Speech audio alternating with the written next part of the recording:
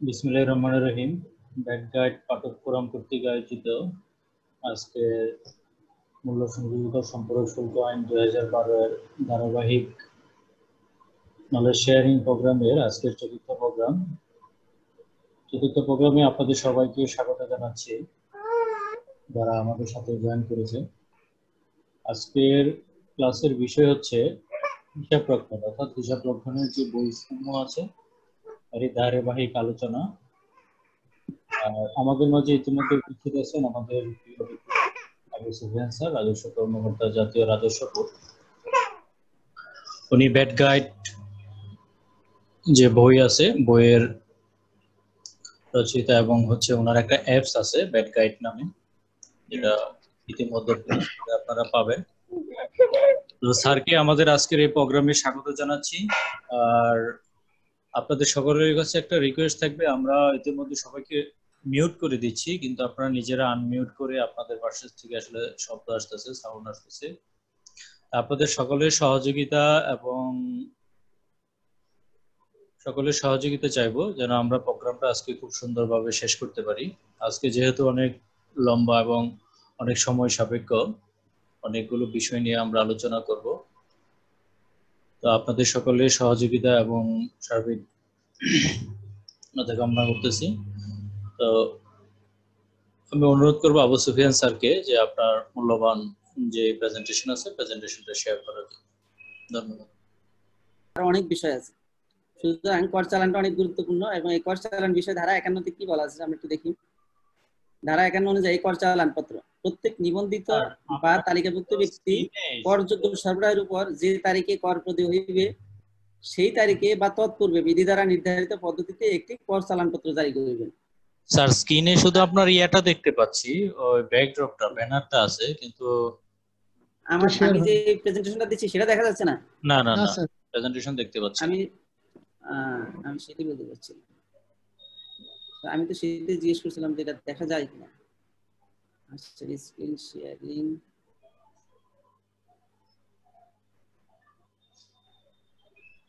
দেখা যাচ্ছিল না, তাই না? কি হইলো?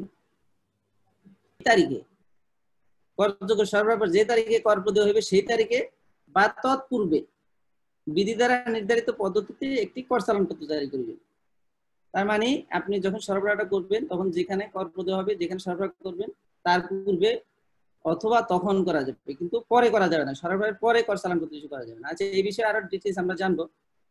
তারপরে কি আছে, ধারা 52 তে ক্রেডিট নোট এবং ডেবিট নোট। ক্রেডিট নোট বা ডেবিট নোট নিম্নবর্ণিত তথ্যাবলী অন্তর্ভুক্ত থাকবে। ডেবিট বা ক্রেডিট নোটের ক্রমিক নম্বর, ইস্যু তারিখ, সময়, সরবরাহকারীর নাম, ঠিকানা, ব্যবসা শনাক্তকরণ সংখ্যা, প্রাসঙ্গিক মূল কর চালান পত্রের ক্রমিক নাম্বার, তারিখ, সময়, সময়ের প্রকৃতি, মূসকের পরিমাণের প্রভাব, সরবরাহের উপর প্রদেয় মূসকের প্রভাব।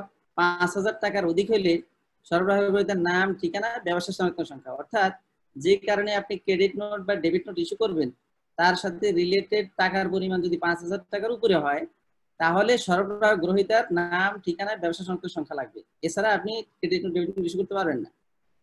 আর যদি 5000 টাকা নিচে হয় সেক্ষেত্রে নাম, ঠিকানা ছাড়াও credit note debit note issue করা যাবে। সমন্বয় ঘটনার কারণে বৃদ্ধিকারী বা হ্রাসকারী সমন্বয়ের পরিমাণ শনাক্তকরণের নিমিত্ত প্রয়োজনীয় তথ্য, এই তথ্যাদি থাকতে হবে আপনার একটা ডেবিট নোট বা ক্রেডিট নোটে। যদিও ফরম্যাট করা আছে, সেখানে আমরা দেখলেই বুঝবো যে কি কি তথ্য লাগবে বা কি তথ্য আছে থাকবে। তারপরে কোন ডেবিট নোটে উপধারা 1 দফা 6 উল্লিখিত তথ্য অন্তর্ভুক্ত না থাকলে উক্ত নোট হ্রাসকারী সমন্বয় দাবির সমাধানে ব্যবহার করা যাবে না। অর্থাৎ এই যে তথ্যগুলো বলা আছে, তথ্যগুলো না থাকলে সেটা হ্রাসকারী সমন্বয় করা যাবে না ওই ডেবিট নোট দিয়ে। আচ্ছা, ধারা 53 কি বলা আছে, উচ্চ কর কর্তন সনদপত্র।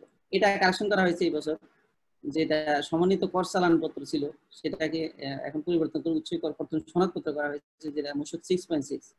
তো মূসক 6.6 কারা দিবেন, কিভাবে দিবেন? কোন নিবন্ধিত ব্যক্তির নিকট হইতে উচ্চ কর কর্তনকারী সত্তা কোন সরবরাহ গ্রহণের ক্ষেত্রে উক্ত উচ্চ কর কর্তনকারী সত্তা তৎকর্তৃক উক্ত সরবরাহের বিপরীতে মূল্য পরিশোধের সময় বোর্ড কর্তৃক নির্ধারিত পদ্ধতিতে উচ্চ কর কর্তন সনদপত্র ইস্যু করিবেন। আমরা উচ্চ কর কর্তন বিষয়ক আলোচনায় দেখেছি কিভাবে 6.6 দিতে হয়, যে মূল্য পরিশোধের বা পণ পরিশোধের 15 দিনের মধ্যে কর পরিশোধ করতে হয়, তার 3 দিনের মধ্যে একটা 6.6 ইস্যু করতে হয়, তারপরে সেটা মূসক অফিসে এবং বিভিন্ন জায়গায় সংরক্ষণ করতে হয়। তারপর ধারা 54 কি বলেছে, কর দলিলাদি সংক্রান্ত অন্যান্য বিধান। কর দলিলাদি উহার অনুলিপি, ইস্যু, সংরক্ষণ, দলিল শর্ত, পদ্ধতি, সময় ইত্যাদি সংক্রান্ত বিধান বোর্ড দ্বারা নির্ধারণ করতে পারবে, বোর্ড বিধি দ্বারা নির্ধারণ করতে পারবেন। তারপর বিধি 40 কি বলা আছে, মূল্য সংযোজন কর হিসাব রক্ষণ।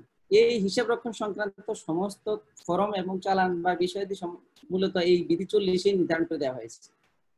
তো আমরা ধাপে ধাপে দেখবো যে আসলে এখানে কি বলা হয়েছে।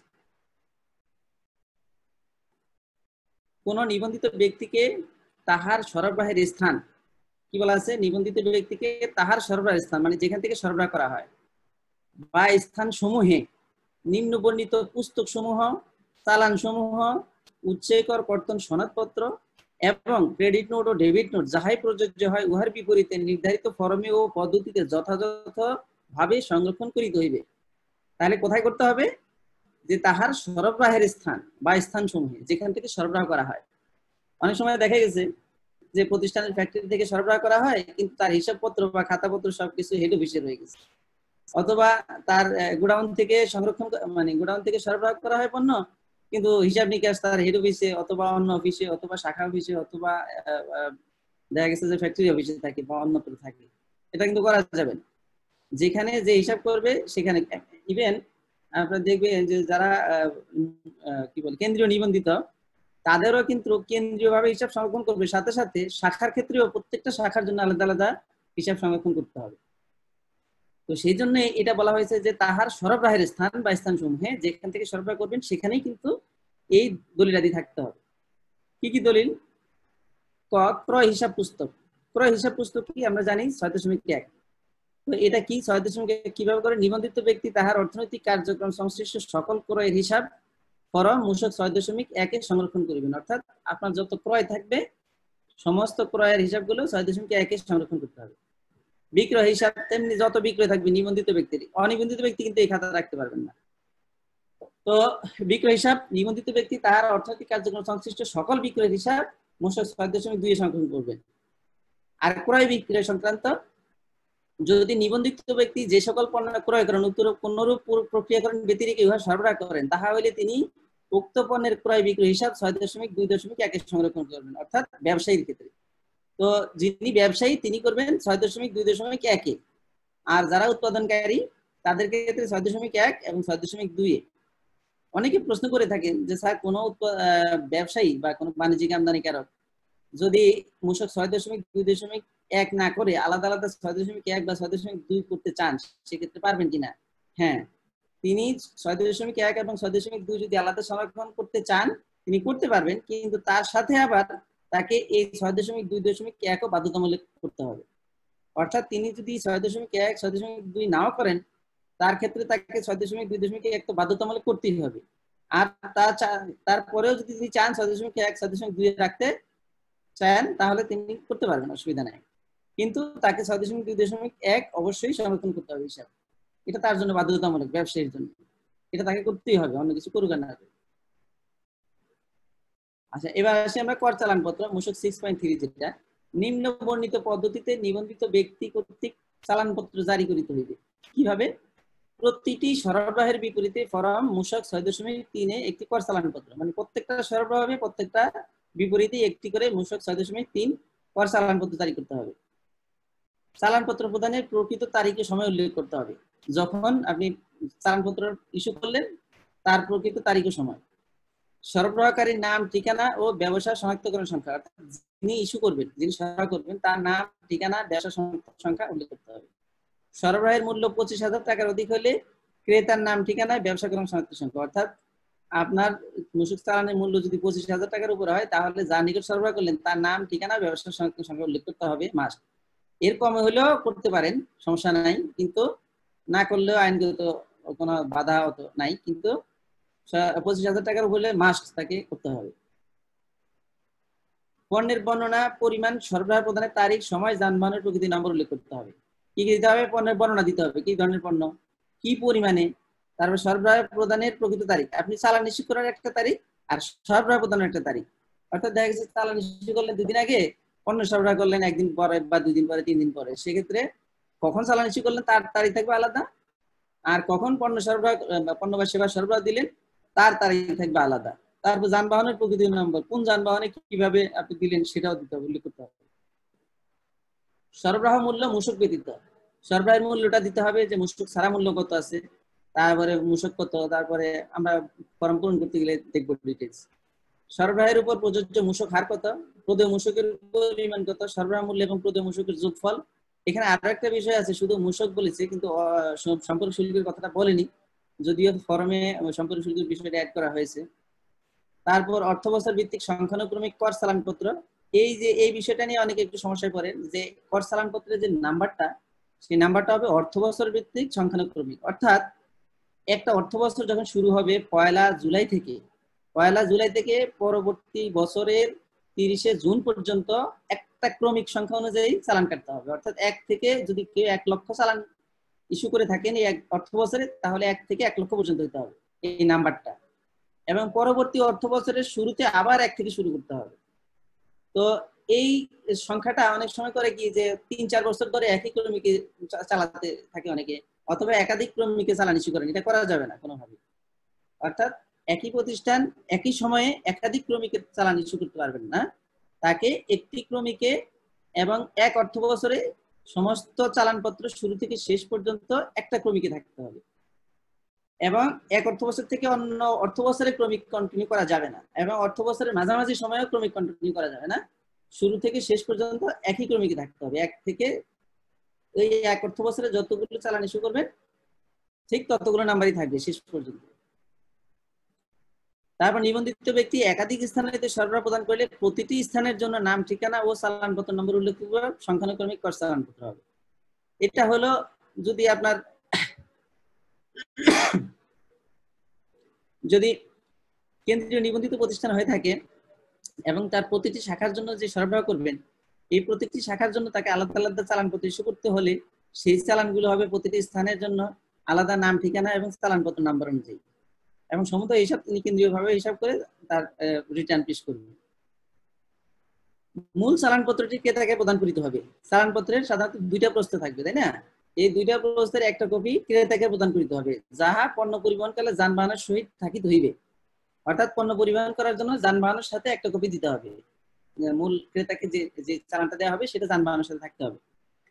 আর অনুলিপি নিবন্ধিত ব্যক্তি সংরক্ষণ করিবেন। এইরূপ ন্যূনতম 2 প্রস্থে কর চালানপত্র ইস্যু করতে হবে। আগে ছিল 3 প্রস্থে, এখন 2 প্রস্থে। এক প্রস্থে যাবে গাড়ির সাথে বা ক্রেতাকে দিবে, আর এক প্রস্থে নিজে সংরক্ষণ করবে। ব্যাট অফিসে এখন আর চালানের কপি দেওয়ার কোনো প্রয়োজন নেই।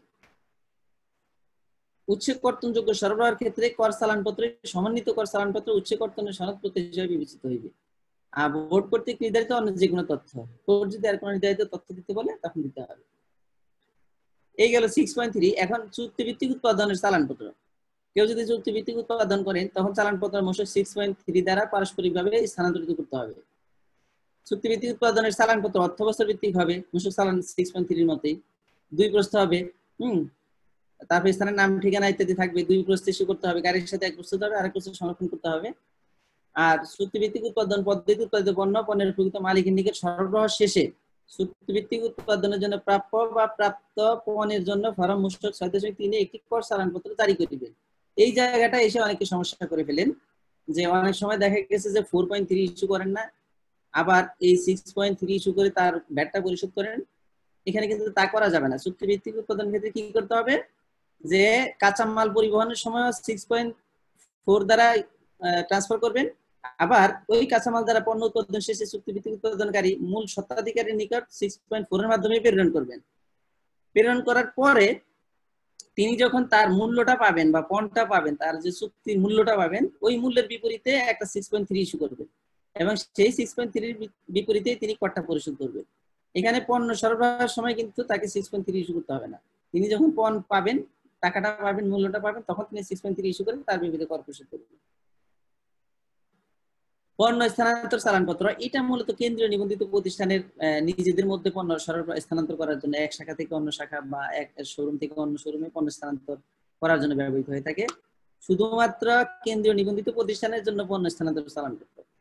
এটা হলো নিবন্ধিত ব্যক্তি অর্থনৈতিক কার্যক্রম সংশ্লিষ্ট পণ্য তাহার এক শাখা হইতে অন্য শাখা নেওয়ার জন্য 6.5 এ স্থানান্তর করিবেন।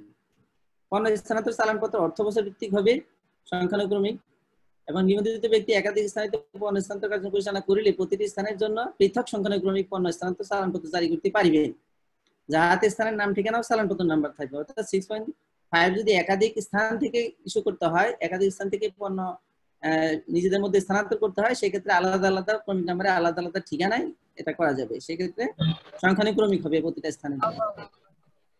পণ্য স্থানান্তরের চালানপত্র ন্যূনতম 2 প্রস্ত হবে। একটি চালানপত্র যাবে গ্রহণকারী পণ্যগার শহর, আর আরেকটা থাকবে নিজেরা অনুলিপি সংরক্ষণ করবেন শাখায়। উচ্চ কর কর্তন সনদপত্র মূসক 6.6 নিবন্ধিত ব্যক্তি কোন উচ্চ কর্তনকারী সত্তার নিকট কোন কাজ যেন আনমিট হয়ে গেছে, গাড়ির শব্দ আসতেছে, ব্যাপক খুব ডিস্টার্ব হচ্ছে। নিবন্ধিত ব্যক্তি কোন উচ্চ কর্তনকারী সত্তার নিকট কোন সরবরাহ প্রদানকালে দফা গ এ বর্ণিত পদ্ধতিতে ফরম মূসক 6.3 একটি কর চালানপত্র ইস্যু করবে। কর চালানপত্র কিভাবে ইস্যু করতে হবে?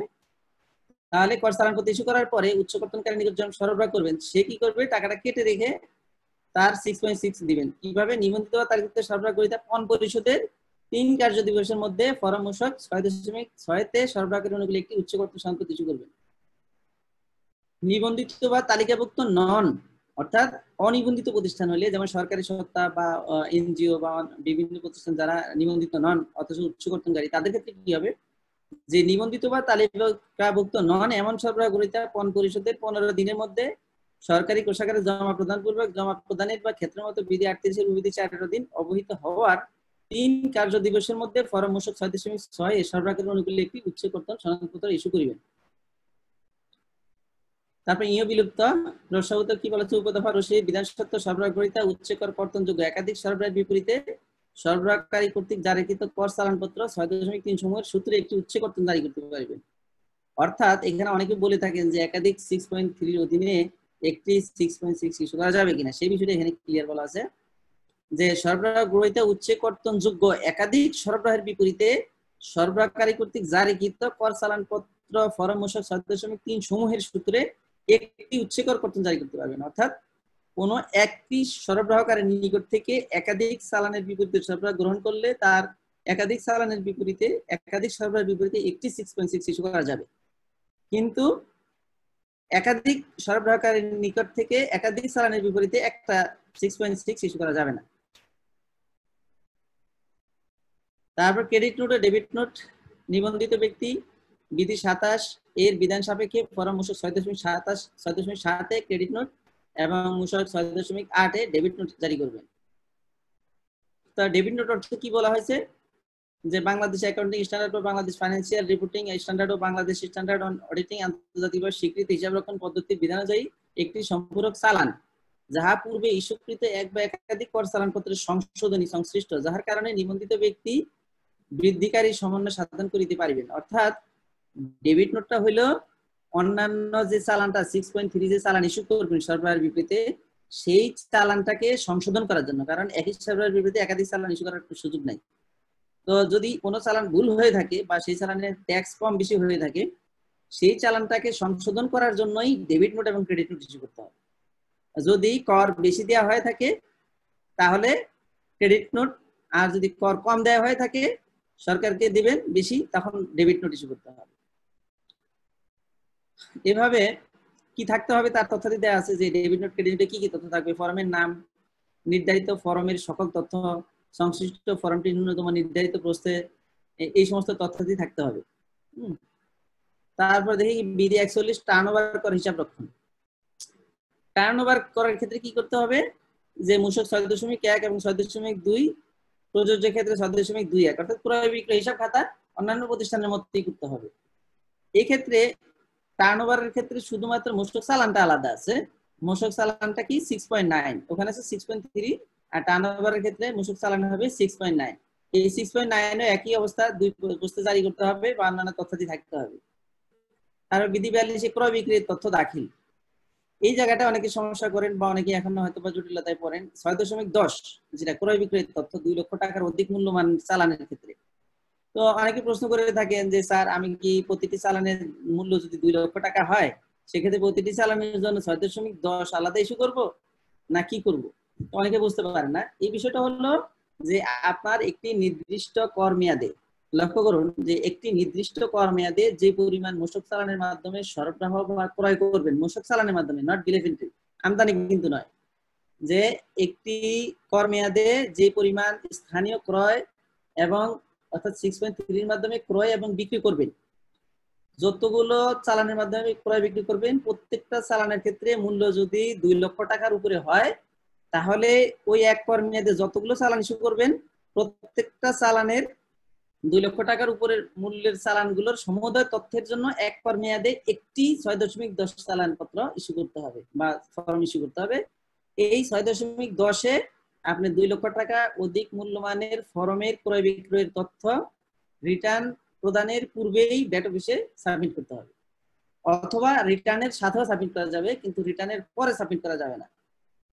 তাহলে কি দাঁড়ালো, আমি আবার রিপিট করি কারণ অনেকে হারিয়ে ফেলবেন বিষয়গুলো, যে একটি কর মেয়াদে যে পরিমাণ মূসক চালানের মাধ্যমে ক্রয় বিক্রয় হবে সেই চালানগুলোর মূল্য যদি 2 লক্ষ টাকার উপরে হয়, এখানে মূল্যটা কিন্তু ভ্যাট সহ মূল্য, তো 2 লক্ষ টাকার উপরে যদি মূল্য হয়, সেই 2 লক্ষ টাকা মূল্যমানের কোন কর মেয়াদে যতগুলো চালানের মাধ্যমে ক্রয় বিক্রয় হবে সমুদয় চালানের হিসাব মূসক 6.10 এর মাধ্যমে একটি ফর্মের মাধ্যমে আপনার মূসক রিটার্ন সাবমিটের আগেই পরবর্তী কর মেয়াদের 1 থেকে 15 তারিখের মধ্যে অথবা রিটার্ন দেওয়ার সাথেও আপনি এটা সাবমিট করতে পারেন। আচ্ছা, তারপর এটা তো গেল গাইডলাইন। তারপর কম্পিউটার সিস্টেম যদি কেউ দিয়ে থাকেন এই তথ্যটা, যে উপবিধি 3.5.6 এর আওতায় কোনো স্বয়ংক্রিয় পদ্ধতিতে ক্রয় বিক্রয়ের সঙ্গে বোর্ড কর্তৃক নির্ধারিত তথ্য মূসক কম্পিউটার সিস্টেমে প্রেরণের ক্ষেত্রে উপবিধি একে বর্ণিত 6.10 তথ্য প্রেরণ করতে আবশ্যক হইবে না। অর্থাৎ কেউ যদি আপনার এসডিসি, এএফডি অথবা সফটওয়্যারের মাধ্যমে যদি তার তথ্য সংরক্ষণ করেন এবং সেখানে যদি স্বয়ংক্রিয়ভাবে ওই তথ্যগুলো কম্পিউটার সিস্টেমে চলে যায়, সেক্ষেত্রে 6.10 আপনার ক্রয় বিক্রির তথ্য দাখিল করতে হবে না। তারপর বিধি 43, প্রতিনিধি কর্তৃক জারিকৃত অথবা প্রতিনিধি বরাবর জারিকৃত দলিল যদি কোনো করযোগ্য সরবরাহ মূল্য সরবরাহকারীর পক্ষে কর্মরত কোনো নিবন্ধিত প্রতিনিধি কর্তৃক প্রদান করা হয়, সেই ক্ষেত্রে কর চালানপত্র, ডেবিট নোট বা ক্রেডিট নোট সহ যে কোনো দলিল যা মূল সরবরাহকারী কর্তৃক প্রদান করা আবশ্যক উহা প্রতিনিধি কর্তৃক প্রদান করা যাইবে। এটা হলো মূসক প্রতিনিধি থাকে অথবা ব্যাট এজেন্ট যেটা থাকে, যে অনাবাসিক ব্যক্তির যে এজেন্ট, অথবা অন্যান্য ক্ষেত্রেও প্রতিনিধি কর্তৃক এটা জারি করতে পারবেন মালিকের পক্ষে, মূল মালিকের পক্ষে। মূল মালিক যেভাবে করতে পারবেন উনি সেভাবেই করতে পারবেন। তবে শর্ত থাকে যে উক্ত চালানপত্র, ডেবিট নোট, ক্রেডিট নোট সহ যে কোনো দলিল মূল সরবরাহকারীর নামে প্রদান করতে হবে। সেক্ষেত্রে এজেন্টের নামে করা যাবে না, মূল মালিকের নামেই করতে হবে। উহাতে মূল সরবরাহকারীর নাম, ঠিকানা ও ব্যবসা সনাতন সংখ্যা উল্লেখ থাকিতে হবে। যদি কোনো করযোগ্য সরবরাহ মূল সরবরাহকারী গ্রহণকারীর পক্ষে কর্মরত কোনো নিবন্ধিত প্রতিনিধির নিকট প্রদান করা হয়, সেই ক্ষেত্রে কর চালানপত্র, ডেবিট নোট বা ক্রেডিট নোট সহ যে কোনো দলিল যাহা মূল সরবরাহকারী গ্রহণকারী বরাবর প্রদান করা আবশ্যক উহা প্রতিনিধি বরাবর প্রদান করা যাইবে। তবে শর্ত থাকে যে উক্তরূপ চালানপত্র, ডেবিট বা ক্রেডিট নোট সহ যে কোনো দলিল উহাতে উক্ত মূল্য সরবরাহ গ্রহণকারীর নাম, ঠিকানা, ব্যবসা সনাতন সংখ্যা উল্লেখ থাকিবে। আচ্ছা, বিধি 44, প্রতিলিপি সংক্রান্ত বাধা নিষেধ। এই জায়গাটা খুব ইম্পর্টেন্ট। অনেকে করেন কি, আমার অভিজ্ঞতা থেকে আমি বলছি যে 6.3 কেটে আবার নতুন করে ইস্যু করেন বা ছিঁড়ে ফেলেন, অথবা ওইটাকে স্কিপ করে আবার নতুন করে করেন, একই সার্ভার বিপরীতে একাধিক চালান ইস্যু করেন। এই জায়গাটাই এখানে বলা হয়েছে যে কোনো কারণে চালান হারিয়ে গেলে অথবা চালান নষ্ট হয়ে গেলে সেক্ষেত্রে কি করতে হবে, এই বিষয়টা এখানে ক্লিয়ার করা হয়েছে। যে কোনো করযোগ্য সরবরাহের জন্য মাত্র একটি মূল কর চালানপত্র জারি করা যাইবে। তবে যে ব্যক্তি মূল কর চালানপত্র জারি করিয়াছিলেন তিনি মূল কর চালানপত্র হারাইয়া গিয়াছে মর্মে কোন নিবন্ধিত গ্রহীতা দাবি করিয়া থাকিলে পরিষ্কার ভাবে প্রতিলিপি বা ডুপ্লিকেট উল্লেখপূর্বক একটি অনুলিপি প্রদান করিতে পারিবেন। অর্থাৎ ডুপ্লিকেট প্রদান করা যাবে, মূল চালানপত্রের বিপরীতে আরেকটা সরবরাহ চালানপত্র ইস্যু করা যাবে না, কিন্তু ডুপ্লিকেট ইস্যু করা যাবে। সেই ক্ষেত্রে ডুপ্লিকেট চালানের নাম্বারও ওই নাম্বারের সাথে মিল থাকতে হবে এবং পরিষ্কারভাবে ডুপ্লিকেট লেখা থাকতে হবে। সেখানে ওই মূল চালানপত্রের কিছু বিষয় তথ্য উল্লেখ থাকতে হবে, যে কোন চালানের বিপরীতে কাটা হয়েছে এবং সেটা ডুপ্লিকেট চালান। তারপর কোন একটি সরবরাহের বিষয়ে কোন বিশেষ সমন্বয় সাধনের জন্য মাত্র একটি মূল ক্রেডিট বা ডেবিট নোট জারি করা যাবে। তবে যে ব্যক্তি মূল ক্রেডিট নোট, ডেবিট নোট জারি করেছিলেন তিনি মূল ক্রেডিট বা ডেবিট নোট হারিয়ে গেলে বা পরিষ্কারভাবে তাতে ডুপ্লিকেট লেখা অনুলিপি একটি প্রদান করা যাবে ওই সেম ভাবে। তারপর ধারা 107 কি বলছে, যে রেকর্ডপত্র হিসাব সংরক্ষণ। এই যে রেকর্ডপত্র এতক্ষণ বললাম যে এই হিসাব সংরক্ষণ করতে হবে, এগুলি কিভাবে সংরক্ষণ করবেন সেই বিষয়ে ধারা 107 বলা আছে যে কোনো নিবন্ধিত ব্যক্তির কর দায় এবং অন্যান্য দায় দেনা নিরূপণের সুবিধার্থে 5 বছর পর্যন্ত নির্ধারিত উপায় ও পদ্ধতিতে করদাতা তাহার অর্থনৈতিক কার্যক্রম হিসাবাদি দলিলপত্র অন্যান্য রেকর্ডপত্র সংরক্ষণ করিবেন। অর্থাৎ যে দলিলাদি এতক্ষণ আমরা বর্ণনা করলাম যে এই দলিলাদি সংরক্ষণ করতে হবে সেগুলোকে মিনিমাম 5 বছর সংরক্ষণ করতে হবে। উপধারা 1 এর অধীন পরিধিকে ক্ষুণ্ণ না করিয়া সংরক্ষিত রেকর্ডপত্র এবং হিসাবাদির মধ্যে নিম্ন বর্ণিত বিষয়সমূহ অন্তর্ভুক্ত থাকিবে। নিম্ন বর্ণিত কি কি বিষয় থাকবে? করযোগ্য বা কর অব্যাহতিপ্রাপ্ত নির্বিশেষে পণ্য, সেবা বা স্থাবর সম্পত্তি ক্রয়ের বিবরণী এবং তৎসংশ্লিষ্ট চালানপত্র, পণ্য বা সেবা বা স্থাবর সম্পত্তির বিক্রয় সংক্রান্ত বিবরণী, কর চালানপত্র, ক্রেডিট নোট, ডেবিট নোট, উক্ত ব্যক্তি কর্তৃক ইস্যুকৃত প্রাপ্ত সমন্বিত কর চালানপত্র এবং উচ্চকর কর্তৃক সনদপত্র, উক্ত ব্যক্তি কর্তৃক পণ্য আমদানি বা রপ্তানির সংশ্লিষ্ট কাস্টমস দলিলপত্র, উক্ত ব্যক্তি কর্তৃক প্রস্তুতকৃত পণ্য কোন নির্দিষ্ট সময়ে যে মূল্যে সরবরাহ করা হয় সেই মূল্য, পণ্যের উপকরণ, উৎপাদ সম্পর্ক বা সহগ এবং উক্ত পণ্যের উপর প্রস্তুতকারক কর্তৃক প্রদত্ত মূল্য ছাড় বা রেয়াত সংশ্লিষ্ট রেকর্ডপত্র, সম্পূরক শুল্ক আরোপযোগ্য সেবা সরবরাহ বা সম্পূরক শুল্ক আরোপযোগ্য পণ্যের প্রস্তুতকারক এবং সংশ্লিষ্ট রেকর্ডপত্র, কর জমা প্রদানের সমর্থনে ট্রেজারি চালান এবং ট্রেজারি চালান ব্যতীত অন্য কোন পদ্ধতিতে কর জমা প্রদান করা হয়ে থাকলে উক্ত জমা প্রদানের সমর্থনে দালালি প্রমাণ, প্রতি কর মেয়াদের দাখিলপত্র এবং নির্ধারিত অন্য কোন দলিল দিবা রেকর্ডপত্র। উপধারা 1 যাহা কিছু থাকুন না কেন উক্ত উপধারায় বর্ণিত সময়ের পরেও অনিষ্পন্ন কোন কার্যধারা সংশ্লিষ্ট দলিলাদি কার্যধারাটি নিষ্পন্ন না হওয়া পর্যন্ত সংরক্ষণ করতে হবে। অর্থাৎ 5 কর মেয়াদ 5 অর্থ বছর বা 5 বছর তো সংরক্ষণ করতেই হবে।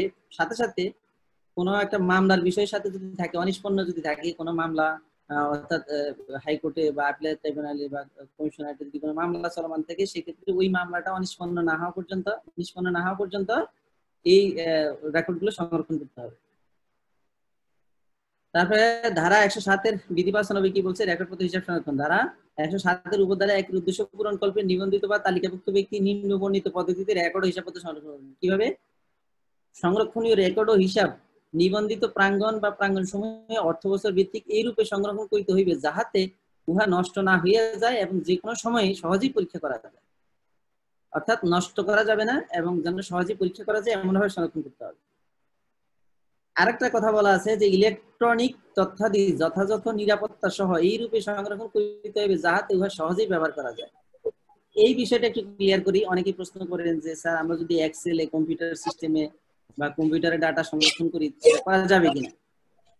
তার প্রশ্নের উত্তরটা হলো প্লিজ আনমিউট করেন, কাটা যেন মিউট হয়ে যায়, ঝামেলা করে। আচ্ছা, তো তার উত্তর কি হলো যে ইলেকট্রনিক পদ্ধতিতে এক্সেলে বা কম্পিউটার সিস্টেমে তথ্য ধারণ করা যাবে কিনা? তার সেই প্রশ্নটার উত্তর হলো যে খ, বিধি 95 খ অনুযায়ী কি বলা আছে যে ইলেকট্রনিক তথ্যাদি যথাযথ নিরাপত্তা সহ এই রূপে সংরক্ষণ করিতে হইবে যাহাতে উহা সহজে ব্যবহার করা যায়। অর্থাৎ আপনি কম্পিউটার সিস্টেমে তথ্য ধারণ করতে পারবেন, সংরক্ষণ করতে পারবেন, তবে সেটা যেন সহজভাবে ব্যবহার করা যায় বা পরীক্ষা করা যায় এমন ভাবে সংরক্ষণ করতে হবে। অনেক সময় দেখা যায় যে আপনি কম্পিউটারে তথ্য রাখলে কম্পিউটার ক্র্যাশ করে বা নষ্ট হয়ে যায়, ডিস্টার্ব হয়ে যায়, ডিভাইস ঝামেলা হয়, ইলেকট্রনিক অনেক সমস্যা আছে বা ভাইরাসে নষ্ট করে ফেলে, সেক্ষেত্রে কি হবে? তখন কিন্তু ঝামেলা হয়ে যাবে। সেই জন্য ইলেকট্রনিক পদ্ধতিতে আপনি যদি তথ্য সংরক্ষণ করেনও বা এক্সেলে যদি তথ্য সংরক্ষণ করেনও সেক্ষেত্রে একটা প্রিন্ট কপি রেখে দেওয়া হবে যথাযথ এবং যৌক্তিক।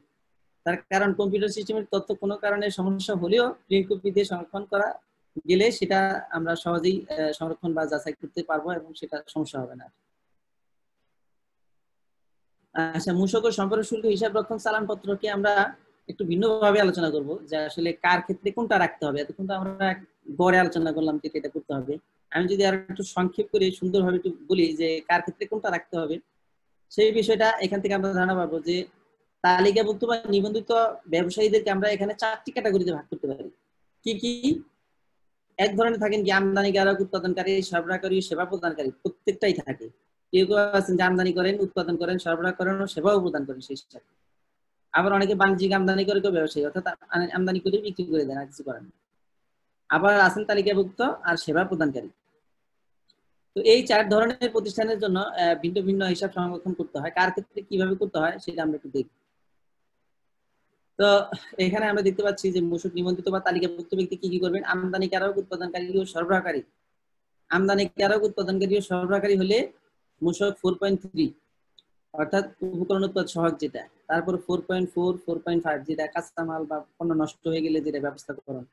তারপর 6.1 ক্রয় হিসাব, 6.2 বিক্রয় হিসাব, 6.3 চালান, 6.4 চুক্তিভিত্তিক যদি প্রয়োজন হয়, 6.5 যদি কেন্দ্র নিবন্ধিত হয়, 6.6 যদি উৎস গঠন করে থাকেন, 6.7 ক্রেডিট নোট, ডেবিট নোট, আর 6.10 হলো ক্রয় বিক্রয়ের তথ্য কর মেয়াদের। আর 7.1 হলো কোন কর মেয়াদে যদি সম্পূর্ণ শুল্ক আরোপযোগ্য পণ্যের জন্য সম্পূর্ণ শুল্ক সমন্বয় করতে চান 7.1। আর 9.1 এই দলিলগুলো 9.1 তো অবশ্যই দিতে হবে, আর প্রযোজ্যগুলো বাকিটা দিবেন। আর বাণিজ্যিক আমদানিকারক কি কি করবেন? বাণিজ্যিক আমদানিকারক ব্যবসায়ী তিনি 4.3, 4.4 বা 4.5 প্রযোজ্য ক্ষেত্রে। তারপর 6.2.1 মাস্ট, তার ক্ষেত্রে কিন্তু 6.12 মাস্ট না। তাহলে বাণিজ্যিক আমদানিকারক ব্যবসায়ীর ক্ষেত্রে 6.2.1, 6.3, 6.5, 6.6, 6.7, 6.8, 6.10 এবং 9.1। এর মধ্যে যদি কোনো একটা প্রযোজ্য না হয়, যেমন 6.5 অনেকের প্রযোজ্য না হইতে পারে, কারণ তিনি যদি কেন্দ্র নিবন্ধিত না হন সেক্ষেত্রে 6.5 প্রযোজ্য হবে না। বা ডেবিট নোট, ক্রেডিট নোট যদি ইস্যু না করেন সেক্ষেত্রে আপনার এগুলো প্রয়োজন হবে না। উচ্চকর্তন না করলে বা উচ্চকর্তনকারী নিকট সরবরাহ না করলে 6.6 এর প্রয়োজন হবে না, যেটা যে প্রযোজ্য হয় এর মধ্যে। আর সেবা প্রদানকারী 4.3 এখন তো এখনো মানে ঝামেলা আছে যে 4.3 দিতে হবে কি হবে না সেবা প্রদানকারীর জন্য, যদি আইন অনুযায়ী এখনো দেওয়ার বিষয়টা রয়ে গেছে, ফর্মে এখন এই বিষয়টা তুলে দেওয়া হয়েছে। তারপর 4.4, 4.5, 6.1, 6.2, 6.3, 6.5 এই প্রযোজ্য ক্ষেত্রে যেটা যেটা যার জন্য প্রযোজ্য সেটা রাখবেন। আর 9.1 মাস্ট। এবং তালিকাভুক্ত ব্যক্তিকে 4.3, 4.4, 4.5, 6.1, 6.2, ব্যবসায়ী হলে 6.2.1 এবং 6.9। এই তালিকাভুক্ত ব্যক্তি যদি ব্যবসায়ী হয়ে থাকেন তাহলে তার 6.12 পরিবর্তে হবে 6.2.1। আর কর চালানপত্র 6.9। আর কেন্দ্রীয় হইলে কেন্দ্রিত হতে পারবেন না, এটা 6.15 হবে না। তারপর 6.6 হবে না এক্ষেত্রে। 6.78 হতে পারে, 6.10 হতে পারে, 6.9.2 হবে, মেনটেন করতে হবে। তাহলে এই বিষয়গুলো গেল, এদের ক্ষেত্রে সংরক্ষণ করতে হবে। এবার আমরা এক নজরে দেখি যে প্রত্যেক নিবন্ধিত ব্যক্তিকে কি করতে হবে। আমরা এক নজরে দেখার চেষ্টা করি যে আসলে এতক্ষণ তো ধারা বিধিতে বিচ্ছিন্ন ভাবে দেখলাম, এক নজরে দেখি যে কি করতে হবে। প্রথম সরবরাহের পূর্ববর্তী 15 দিনের মধ্যে 4.3 সহগ ঘোষণা করতে হবে। প্রথম সরবরাহের পূর্ববর্তী 15 দিনের মধ্যে 4.3 সহগ ঘোষণা করতে হবে। তবে শতভাগ রপ্তানির ক্ষেত্রে সহগ ঘোষণা করতে হবে না। প্রতিটি সরবরাহের জন্য কর চালানপত্র মূসক 6.3 অথবা 6.9 হলো টার্নওভারের ক্ষেত্রে ইস্যু করতে হবে। সাধারণ আদেশ নং 9/19 উল্লিখিত কতিপয় সেবা প্রদানকারী প্রতিষ্ঠানের ক্ষেত্রে বাধ্যতামূলক ইএফডি এবং এসডিসি বা পিওএস ব্যবহার করতে হবে। সাধারণ আদেশ 16 মোতাবেক 5 কোটি টাকার অধিক টার্নওভারের প্রতিষ্ঠানসমূহকে নির্ধারিত মূসক সফটওয়্যার ব্যবহার করতে হবে। কেন্দ্রীয় নিবন্ধিত প্রতিষ্ঠানের এক শাখা হতে অন্য শাখায় ফ্যাক্টরি হতে গুদামে বা গুদাম হতে শোরুমে প্রেরণের ক্ষেত্রে 6.5 ইস্যু করতে হবে। চুক্তিভিত্তিক উৎপাদনের ক্ষেত্রে 6.4 ইস্যু করতে হবে। ক্রয় হিসাব রেজিস্টার 6.1 আমদানি এবং স্থানীয় ক্রয়ের উৎপাদনের ব্যবহার পরিমাণ লিপিবদ্ধ করতে হবে। বিক্রয় হিসাব রেজিস্টারে 6.2 বিক্রয় সংক্রান্ত তথ্য, ব্যবসায়ী হলে 6.2.1 বিক্রয় সংক্রান্ত তথ্য লিপিবদ্ধ করতে হবে। প্রযোজ্য ক্ষেত্রে ডেবিট নোট এবং ক্রেডিট নোট ইস্যু করতে হবে। তারপর উচ্চকর্তনকারীর ক্ষেত্রে হলে 6.6 ইস্যু করতে হবে এবং সংরক্ষণ করতে হবে। তারপর 6.10 2 লক্ষ টাকার উপর অধিক হলে সেগুলো তথ্য দিতে হবে। সম্পূর্ণ শুল্ক সমন্বয় করতে চাইলে 7.1 আবেদন করতে হবে। তারপর প্রতি কর মেয়াদে দাখিলপত্র পেশ করতে হবে। বিলম্বে দাখিলপত্র পেশ করতে চাইলে 9.3 আবেদন করে কমিশনের অনুমতি দিতে হবে। সংশোধিত দাখিলপত্র পেশ করতে চাইলে 9.4 আবেদন করতে হবে। আমদানির ক্ষেত্রে বিল অফ এন্ট্রি এবং স্থানীয় ক্রয়ের ক্ষেত্রে মূসক চালানপত্র সংরক্ষণ করতে হবে। কর পরিশোধের প্রমাণক দাখিল ও সংরক্ষণ করতে হবে। বোর্ড বা কমিশনের কর্তৃক নির্ধারিত অন্য কোনো দলিল চাইলে দিতে হবে। আচ্ছা, আমরা শুধু ব্যবসায়ীটা দেখি এখন যে ব্যবসায়ী কি করতে হবে। ব্যবসায়ীকে আমরা ইতিপূর্বে বলেছি যে প্রথম সরবরাহের পূর্ববর্তী 15 দিনের মধ্যে সহগ ঘোষণা করতে হবে। হ্যাঁ, কর চালানপত্র 6.3 এবং এফডিসি, এসডি এবং 5 কোটি টাকার উপর হলে আপনার সফটওয়্যার ইস্যু করতে হবে, মানে সফটওয়্যার ব্যবহার করতে হবে। আর কেন্দ্রীয় নিবন্ধিত হলে 6.5 ইস্যু করতে হবে। আর ক্রয় বিক্রয় সংক্রান্ত তথ্য 6.2.1 এ সংরক্ষণ করতে হবে। ডেবিট নোট, ক্রেডিট নোট দিতে হবে। 2 লক্ষ টাকার উপরে হইলে 6.10 দিতে হবে। উচ্চ কর্তনকারী নিকট সরবরাহ করলে 6.6 ইস্যু সংরক্ষণ করতে হবে। তারপর প্রতি কর মেয়াদে 9.1 দাখিল করতে হবে। বিলম্বে করতে চাইলে 9.3, সংশোধিত করতে চাইলে 9.4, আর কর পরিশোধের প্রমাণক আর বোর্ড কর্তৃক নির্ধারিত অন্য কোনো দলিল সংরক্ষণ করতে হবে। এইভাবে তালিকাভুক্তের ক্ষেত্রে শুধু পার্থক্যটা হলো যে তালিকাভুক্ত ব্যক্তিকে 9.2 দিতে হবে, আর হলো তার চালানপত্র হবে 6.9। অন্যান্য তথ্যাদি ঠিক একই রকম। আচ্ছা, এগুলো আমরা আলোচনা করেছি যে 6.3, 6.5, 6.4 এগুলো কিভাবে করতে হবে, এগুলা আমি না বলি। সনদপত্র, হিসাব রক্ষণ, টার্নওভার, এই বিষয়গুলো আমরা আলোচনা করেছি ইতিপূর্বেই। এখন আমরা দেখি আমি তো আমাদের এই প্রথম পর্ব এখানে শেষ হলো এবং আমি এখন দ্বিতীয় পর্ব শুরু করব। প্রথম পর্ব হলো আমাদের ছিল যে এই হিসাব রক্ষণ সংক্রান্ত যে আইনের ধারাবিধিগুলো কি আছে সেই বিষয়গুলো। তো আইনের ধারাবিধিগুলো এখন শেষ হলো। আমি এখন দেখব যে এই ফর্মগুলো আমি এখন যে আলোচনা করলাম যে এই ফর্মগুলো আমরা কিভাবে সংরক্ষণ করতে পারি। তো সেই ফর্মগুলো নিয়ে আমরা এখানে আলোচনা করব যে আমরা ফর্মগুলো কিভাবে পূরণ করব।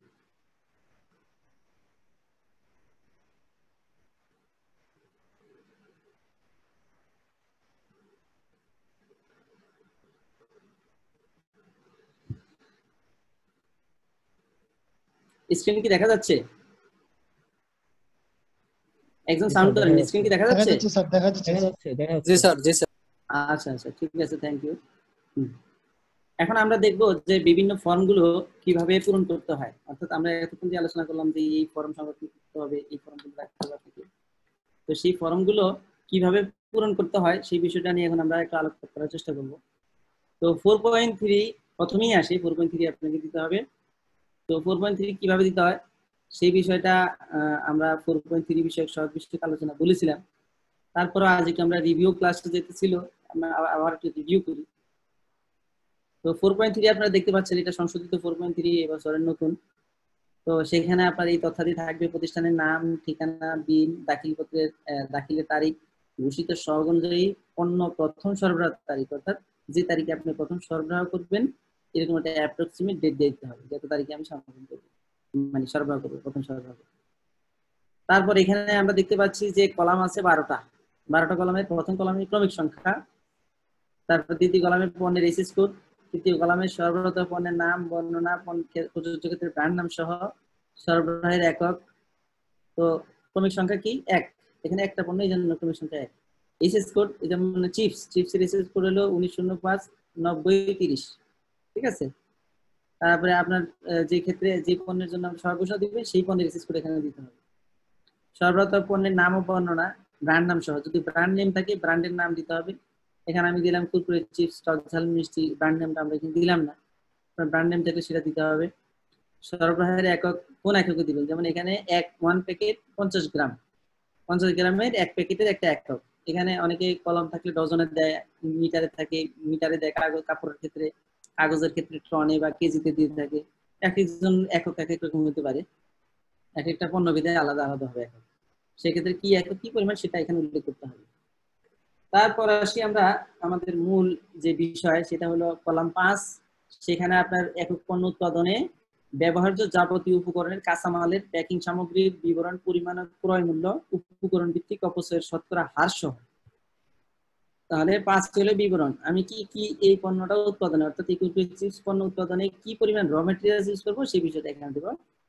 তো র মেটেরিয়ালস আমরা প্রথমে দেখি যে 3টা ভাগে ভাগ করে যদি আমরা এইভাবে, প্রথম হলো ডাইরেক্ট র মেটেরিয়ালস, যেটা পণ্য উৎপাদনে যেটা ব্যবহৃত হয়ে থাকে, ডাইরেক্ট র মেটেরিয়ালস। যেমন এখানে চিপস তৈরি করতে রাইস কোর্স মিট গ্রিড, তারপর কর্ন মিট গ্রিড বা gram mid grit, palm oil, spice mix, এই সমস্ত র মেটেরিয়ালস সরাসরি এই পণ্য উৎপাদন করতে ব্যবহৃত হয়। এখন উৎপাদন করার পর এটা প্যাকিং করতে যে যে বিষয়গুলো প্রয়োজন হয় সেটা আপনি উপকরণ হিসেবে দিতে পারেন। তো প্যাকিং মেটেরিয়ালস গুলো কি কি? Inner polybag, outer polybag, laminations, ink, ribbon, roll pack, black TTR, inner carton, master carton, gum tape ইত্যাদি বিষয়গুলো। এখানে আরো অনেক কিছু লাগতে পারে, যা যেটা যেটা লাগে সেটা আপনি প্যাকিং ম্যাটেরিয়ালস হিসেবে এখানে প্রদর্শন করবেন। তারপর আদার্স আর কি কি আছে? Spare parts and electronic cable, এখানে সাধারণত সেবা, আদার্স সাধারণত সেবা হয়ে থাকে। তো diesel and mobil, electricity, gas, insurance, telephone, fax, freight forwarding, CNF ক্ষেত্রে যে বিষয়গুলো থাকে। আচ্ছা, এবার আসি আমাদের 6 নম্বর কলামে অপচয় সহ পরিমাণ। এখানে এই যে র মেটেরিয়ালস গুলো আমি শো করবো, সেই র মেটেরিয়ালস এর পরিমাণ কতটুকু লাগবে অপচয় সহ এখানে উল্লেখ করতে হবে। এখানে যদি আমি ধরি যে এই 50 গ্রাম কুরকুরে চিপস তৈরি করতে আমার রাইস কোর্স মিট লাগে 0.023 অর্থাৎ 23 গ্রাম। তো 23 গ্রামের মধ্যে আমার 0.003 গ্রাম হলো অপচয়। এই অপচয়টা এর মধ্যে রয়েছে 0.023 অর্থাৎ 20 গ্রাম আউটপুট পাবো, আর 0.03 অর্থাৎ 3 গ্রাম আমি এখানে আমার অপচয় হবে, নষ্ট হবে। আর এখানে যে মূল্যটা, সেই মূল্যটা হবে এই মূল্য 6 নম্বরে যে কলাম, 6 নম্বর কলামে যে মূল্যটা থাকবে, পরিমাণটা থাকবে, সেই পরিমাণের যে মূল্যটা হবে এই মূল্যটা হবে, এটা অপচয় সহ পরিমাণের মূল্য এটা। আর এখানে অপচয় যতটুকু হবে সেটা ব্র্যাকেটে দিয়ে দিতে হবে যে কি পরিমাণ অপচয় হচ্ছে। আর এখানে শতকরা হার দিতে হবে, এটা কত পার্সেন্ট, যেমন 10% বা 12%, হ্যাঁ, এখানে যত হার হয় সেই হারে আপনাকে এখানে দিতে হবে যে এত হারে আমার এটা নষ্ট হয়েছে বা মানে অপচয় হচ্ছে। এটা হিসাব করতে হবে যে এখানে কত পার্সেন্ট হারে হচ্ছে। এখানে যে প্রদর্শন করবেন এই হারটা এটার উপর কত পার্সেন্ট হয় সেটা দেখতে হবে। এখানে মেবি 11 পয়েন্ট সামথিং হবে। তো এইভাবে আপনি শতকরা হারটা দিয়ে দিবেন কত পার্সেন্ট হারে, এবং অপচয়ের পরিমাণটা কতটুকু হবে সেই বিষয়টা এখানে দিতে হবে। আর এখানে শতকরা হার, আর এখানে এবার আসবে সংযোজনের হার, মূল্য সংযোজনের বিবরণ। আচ্ছা, এইখানে যে ক্রয় মূল্যটা, এই মূল্যটার ক্ষেত্রে আরেকটু বলে রাখি, আবার বলি, এর আগে বলেছি যে এই মূল্যটা হবে যিনি রেয়াতি পদ্ধতিতে ভ্যাট দিবেন তার ক্ষেত্রে মূল্যটা হবে ভ্যাট ব্যতীত মূল্য, আর যিনি রেয়াতি পদ্ধতিতে ভ্যাট দিবেন না অন্যান্য ক্ষেত্রে হবে রেয়াতি পদ্ধতি ব্যতীত অন্যান্য ক্ষেত্রে হবে ভ্যাট সহ মূল্য, অর্থাৎ ক্রয় মূল্যের সাথে ভ্যাটটা যোগ করে দিতে হবে। আর সংযোজনের খাতে কি যাবে, সংযোজনের খাতে অনেক কিছু যেতে পারে। রেয়াতি পদ্ধতির ক্ষেত্রে যিনি উপকরণ হিসেবে যেটা যেটা পাবেন সেই বিষয়গুলো বাদে বাকিগুলো আপনি সংযোজনের খাতে দিতে পারেন। আর রেয়াতি পদ্ধতি ব্যতীত অন্যান্যদের ক্ষেত্রে মূল উপকরণ ছাড়া বা মূল বিষয়টা ছাড়া বাকি সবই আপনি সংযোজনের খাতে দেখাতে পারেন, সমস্যা নেই। তো এখানে যে salary and wages, board meeting, expense, product development, training, এবং এই বিষয়গুলো দেওয়ার পরে 11 নম্বরে আসবে তার মূল্য, যে কি পরিমাণ মূল্য এই বাবদ আমার সংযোজন হচ্ছে, এবং এই মূল্যটা হবে ভ্যাট ব্যতীত মূল্য। এখানে হবে উভয় ক্ষেত্রে ভ্যাট ব্যতীত মূল্য, স্ট্যান্ডার্ড রেট অথবা রেয়াতি পদ্ধতি অথবা ব্যবসায়ী বা অন্যান্য সকল ক্ষেত্রে এখানে হবে ভ্যাট ব্যতীত মূল্য। তো এই দেখলাম আমরা 4.3 কিভাবে পূরণ করতে হয়। এখানে আমরা আরো বেশি ডিটেইলস আলোচনা করব না, কারণ আমাদের অনেকগুলো ফর্ম আছে। এখন আমরা দেখব যে ক্রয় হিসাব খাতা মূসক 6.1 কিভাবে পূরণ করতে হয়। এটা হলো ক্রয় হিসাব খাতা। এখানে প্রতিষ্ঠানের নাম, ঠিকানা, ব্যবসায় সংখ্যা থাকবে, হ্যাঁ, এবং এখানে কি কি আমরা দেখতে পাচ্ছি যে 21টি কলাম রয়েছে। 21টি কলামের মধ্যে প্রথম কলাম আছে ক্রমিক সংখ্যা, ক্রমিক সংখ্যা 1 2 3 এভাবে থাকবে। প্রতি এক মাসের জন্য 31টা ঘর আছে এখানে ক্রমিক সংখ্যা। তারিখ, এখানে তারিখ থাকবে যে তারিখে আপনি এটা হিসাব নিকাশ করবেন সেই তারিখ থাকবে, এবং মজুদ উপকরণের প্রারম্ভিক জের, এখানে হলো প্রারম্ভিক জের, অর্থাৎ আপনি এখানে মাসের নাম লিখবেন। এখানে যদি মাসের নামের একটা ঘর থাকা উচিত যে কোন মাসের তথ্য এটা, ধরা যাক এটা জুলাই মাসের তথ্য। তো জুলাই মাসের তথ্য যদি হয়, আমি যে 1/7/2019 সালে যদি জুলাই মাসের 1 তারিখে ধরি, তাহলে এখানে মজুদ উপকরণ আমার ধরা যাক যে এই 1/7/2019 এর আগে যেটা 30/6/2019 অর্থাৎ জুন 30 পর্যন্ত আমার ব্যালেন্স ছিল, মজুদ উপকরণ ছিল 10 কেজি। এখানে কেজি এককটা উল্লেখ করতে হবে। এককটা যদি আমার ইয়েতে নাই, মানে ফর্মে নাই, এটা আপনার যে একক থাকবে সেই এককটা উল্লেখ করতে হবে। তো সেক্ষেত্রে আপনার এই 3 নাম্বার ঘরে আপনার কি একক, কেজি। তাহলে আমার এখানে যদি 30 জুনে 10 কেজি আমার থেকে থাকে, সেই 10 কেজির পরিমাণটা এখানে চলে আসবে 10 কেজি। তারপরে এই 10 কেজির মূল্য কত, ধরা যাক 100 টাকা। 10 কেজির মূল্য আমার 100 টাকা, 10 কেজির বাবদ 100 টাকা ক্রয় মূল্য আমার রয়ে গেছে, এটা ব্যালেন্স আছে আমার আগের মাসের। তো এই চালানপত্র বিলেবিলিটি নাম্বার, এটা কি ক্রয়কৃত উপকরণ। ক্রয়কৃত উপকরণ, এই ক্রয়কৃত যাবে কত 5 থেকে 18 পর্যন্ত। 5 থেকে 18 পর্যন্ত এই ঘরগুলোতে ক্রয়কৃত উপকরণের তথ্য। তাহলে এখানে কি প্রথমে আসছে চালানপত্র বা বিলেবিলিটি নাম্বার। এই চালানপত্র নাম্বারে এই তারিখে আমার একটা ক্রয় ছিল, চালানপত্র নাম্বার 1 নম্বর চালান, যেহেতু জুনের 1 তারিখ সেহেতু 1 নম্বর চালান দিয়ে ক্রয় আছে। তো 1 নম্বর চালান দিয়ে আমার 1 তারিখে ক্রয় আছে একটা, সেটা তারিখ হলো 1/7/19 তারিখে। কার কাছ থেকে কিনলাম, নাম হলো হাসান পাল, ঠিকানা বগুড়া, নিবন্ধন নাম্বার বা তালিকাভুক্ত নাম্বার এই নাম্বারটা, আর বনের বিবরণ কি কিনলাম, কাগজ কিনলাম, পরিমাণ কত 90 কেজি কিনলাম, ঠিক আছে। এই 90 কেজি ক্রয় মূল্য কত 900 টাকা। তারপরে সম্পর্ক শুল্ক নাই, ফাঁকা। তাহলে মূসক কত 90 কেজির উপরে 5% হিসাবে 900 টাকার উপরে 5% হিসাবে 450 টাকা হলে মূসক। এবার মোট উপকরণের পরিমাণ, এই মোট উপকরণ এখানে দেখেন সূত্র লেখা আছে 3 + 11। তো 3 তে কি আছে আমার আগের জেড, অর্থাৎ আগের মাসের যে জেডটা সেটা 3 নাম্বার আছে, 3 এর সাথে আমার যোগ হবে কত 11, 11 তে কি এই ক্রয়, এটা আমার আগে ছিল 10 কেজি আর এখন ক্রয় করলাম 90 কেজি, মোট হলো এখানে দেখেন এই মোট হলো আমার 100 কেজি। অর্থাৎ আগের ক্রয় 10 কেজির সাথে এই মাসের ক্রয় ছিল 90 কেজি, এটা যোগ করার পরে মোট পরিমাণ হলো 100 কেজি। এই 15 নম্বর ঘরে এসে আমার মোট পরিমাণটা বসবে যে আমার এই তারিখে মোট কতটুকু পণ্য আছে বিক্রয়ের বা ব্যবহারের জন্য বা উৎপাদনের জন্য, কতটুকু আমার স্টক আছে। তো 100 কেজি, এবার মূল্য কি হবে, মূল্য এখানে ছিল 10 কেজির জন্য 100 টাকা আর এখানে ছিল 900 টাকা, তাহলে 900 আর 100 মোট 1000 টাকা, এই যে মূল্যটা 1000 টাকা 16 নম্বর ঘরে। এবার একই তারিখে আমার ক্রয় ছিল একটা, আবার উৎপাদনে ব্যবহার করেছি বা বিক্রয় আছে, বিক্রয় থাকলে তো অন্য হিসাব বিক্রয় খাতায় যাবে। এখানে পণ্য প্রস্তুতকরণে বা প্রক্রিয়াকরণে উপকরণের ব্যবহার, তাহলে পণ্য প্রস্তুতকরণ বা উপকরণের এই 1 তারিখে কি পরিমাণ ব্যবহার করলাম, করেছিল 20 কেজি। তাহলে আমার স্টকে ছিল কত 100 কেজি, অর্থাৎ 10 কেজি ছিল আগের আর 90 কেজি ক্রয়, মোট ছিল 100 কেজি। তার থেকে আমি 20 কেজি এই তারিখে খরচ করলাম, উৎপাদনে ব্যবহার করলাম। 20 কেজি ব্যবহার করার পর থাকে কত 80 কেজি থাকে। এখন এই 20 কেজি যে খরচ করলাম, এই 20 কেজির মূল্য কত 200 টাকা, ওই যে রেশিও হিসাবে, কারণ 100 কেজির মূল্য যদি 1000 টাকা হয় তাহলে 10 কেজির মূল্য 20 কেজির মূল্য 200 টাকা। তাহলে আমার মোট ছিল 100 কেজি, ব্যবহার করলাম 20 কেজি আর আছে 80 কেজি, আর মূল্য 80 কেজির মূল্য 800 টাকা। এইটা এখন এখানে আমার প্রান্তিক জের এই তারিখের, এই 1/7/2019 তারিখের ব্যবহার শেষে বিকেলবেলায় বা দিন শেষে আমার এটা হলো প্রান্তিক জের। এই প্রান্তিক জেরটাই পরবর্তী তারিখে এসে প্রারম্ভিক জের চলে আসবে প্রথম তারিখে। এই জায়গাটা অনেকে ভুল করে, বুঝতে পারেন না যে কিভাবে কি করবেন বা কি বিষয়। তো সেই ক্ষেত্রে স্যার এখানে মূসক কি 450 নাকি 45 হবে এখানে দেখেন 450 5% না, 5 থেকে 45 আর শূন্য একটা। আচ্ছা আচ্ছা, না শুধু 45, শুধু 45 হবে। 45 হবে, হ্যাঁ হ্যাঁ শুধু 45 হবে। 900 টাকার উপরে না, জি স্যার, জি 100 টাকা 5 টাকা হলে 900 টাকায় 45 টাকা, 45 হবে কথা। আচ্ছা শুধু 45 টাকা। এনিওয়ে বুঝতে পারছেন বিষয়টা। তো এখানে কি হলো যে আমার তাহলে এখানে এই যে প্রান্তিক জের, এখানে এই দিন শেষে যে আমার প্রান্তিক জের রয়ে গেল যে আমার মোট ছিল 100 কেজি এবং ব্যবহার করলাম 20 কেজি আর রয়ে গেল 80 কেজি। এই 80 কেজি মূল্য 800 টাকা, এটা আবার পরবর্তী দিনের প্রারম্ভিক জের হয়ে গেল। তো পরবর্তী দিন প্রারম্ভিক জের শুরু হওয়ার পরে এই দিনে আর কোনো ক্রয় নাই, ক্রয় না থাকার কারণে এই জায়গাটা ফাঁকা, ঠিক আছে। তো ক্রয় নাই, তাহলে আমার এখানে কি মজুদ রইল মোট কত 80 কেজি। ওই 80 কেজি যে প্রারম্ভিক জের ছিল সেটাই যেহেতু ক্রয় নাই, তাহলে 80 কেজি রয়ে গেল, 800 টাকা রয়ে গেল। আবার 20 কেজি ব্যবহার করলাম এই তারিখে, তো 20 কেজি ব্যবহার করার পরে থাকে 60 কেজি, মূল্য 600 টাকা। এটা আবার প্রারম্ভিক জের হবে 60 কেজি মূল্য 600 টাকা। এখানে যেটা আবার ক্রয় নেই, আবার ওইটা আসলো। এইভাবে আপনার সাইকেল অনুযায়ী চলতে থাকবে। এই 40 কেজি 20 কেজি ব্যবহার করলাম, 40 কেজি থাকলো 400 টাকা, এইভাবে চলতে থাকবে। এখানে যদি আবার ক্রয় থাকে তাহলে ক্রয় ঢুকবে, এইভাবে প্লাস মাইনাস হয়ে পর্যায়ক্রমে চলতে থাকবে।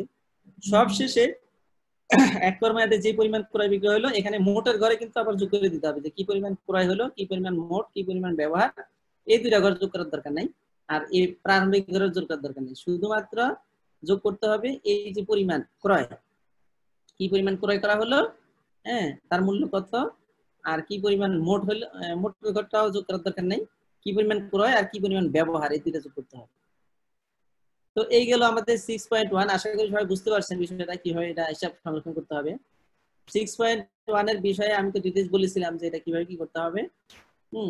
এখানে যে মূল্যটা, এই 6.1 এর যে মূল্যটা, এই মূল্য যেহেতু আমি ভ্যাট প্রদর্শন করছি এখানে, এখানে রেয়াতি পদ্ধতিতে হোক বা না হোক, এখানে ভ্যাটের হিসাবটা যেহেতু আলাদা আছে, এখানে মূল্য কিন্তু ভ্যাট ছাড়া মূল্যই হবে, ঠিক আছে। অর্থাৎ ভ্যাট আরোপযোগ্য মূল্য।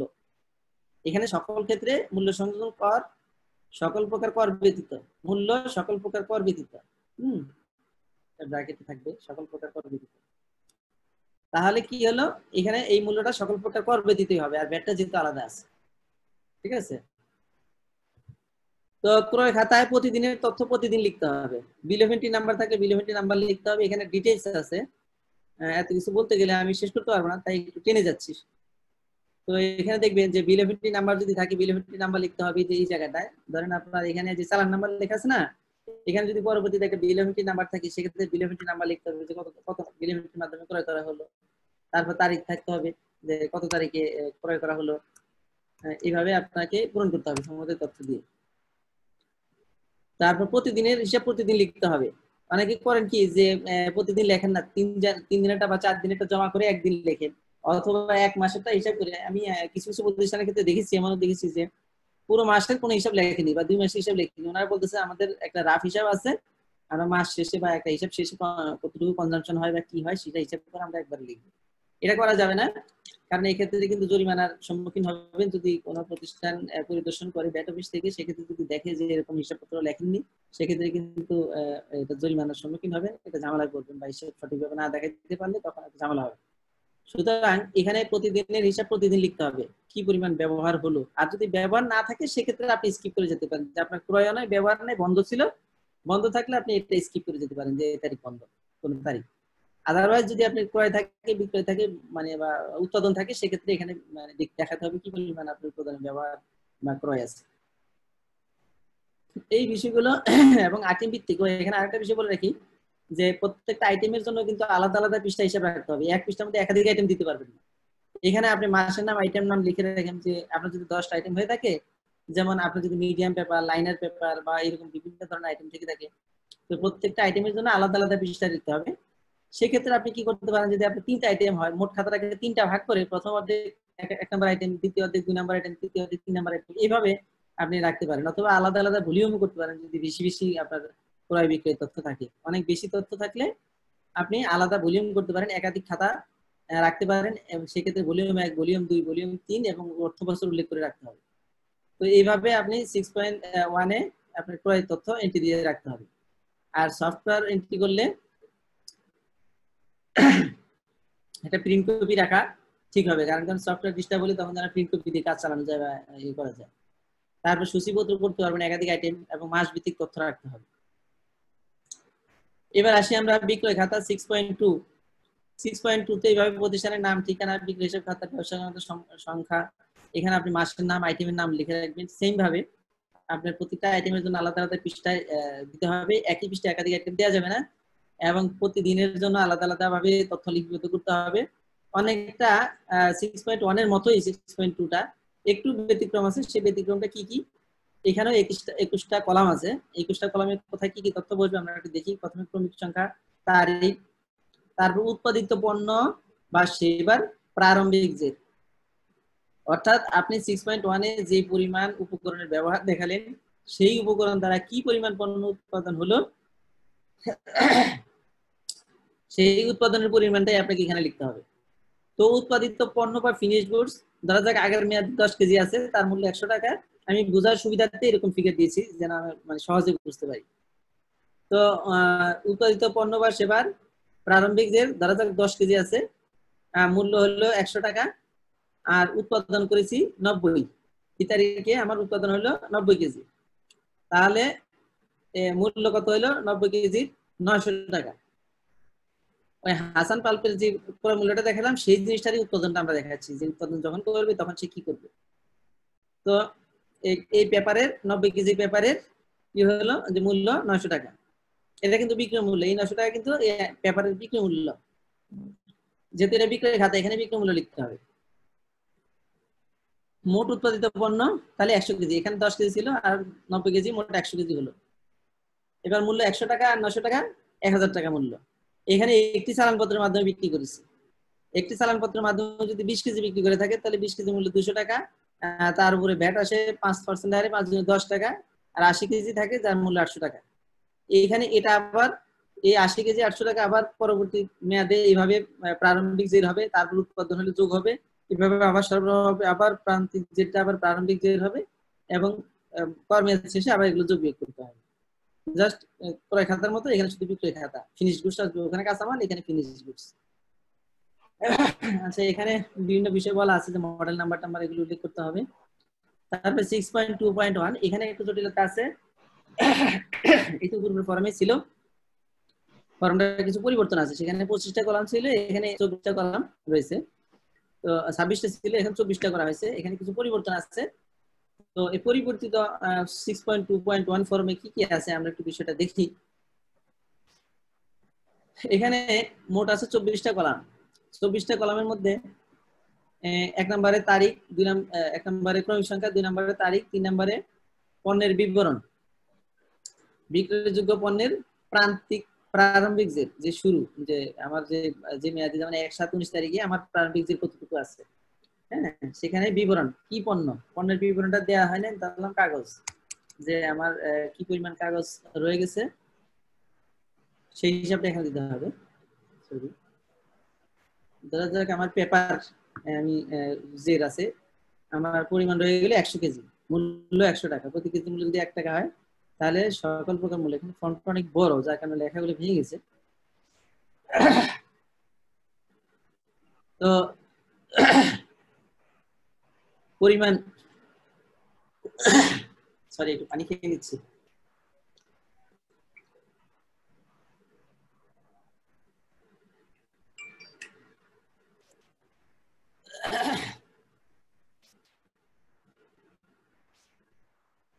তো পরিমাণ 100 কেজি, মানে একই কথা দুইবার আসলে, পরিমাণ একক 100 কেজি, পরিমাণ 100 কেজি, মূল্য সকল প্রকার ব্যতীত। এই জায়গায় একটু ভুল হয়েছে মনে হচ্ছে। ও আচ্ছা, এটা হলো প্রারম্ভিক জেরের পরিমাণ, প্রারম্ভিক জের 4 নম্বরে হলো প্রারম্ভিক জের যতটুকু আছে 100, আর 5 নম্বরে এলে পরিমাণ হলো ক্রয়ের পরিমাণ, কি পরিমাণ ক্রয় করলাম, তাহলে আমার প্রারম্ভিক জের আছে 100 কেজি ধরা যায়, আর এই তারিখে ক্রয় 5 নম্বরে ক্রয় আছে 100 কেজি, হ্যাঁ, মূল্য হলো এক ক্রয় মূল্য, 100 কেজির ক্রয় মূল্য, প্রারম্ভিক জের মূল্য নাই, মূল্যের ঘটনা নাই, তাহলে ক্রয় মূল্য কত, ক্রয় মূল্য হলো এই 100 কেজির ক্রয় মূল্য 100 টাকা। সেক্ষেত্রে আমার মোট পণ্য হলো কতটুকু, এই 100 কেজি ছিল আগের, আর এই 100 কেজি ক্রয় করলাম, মোট হলো 200 কেজি। তাহলে এই মূল্য 100 কেজি 100 টাকা ছিল, ওই আগের 100 কেজির মূল্য কত সেটার দরকার নেই, এই পরিমাণে 100 100 200 কেজি হলো। এবার বিক্রেতার তথ্য,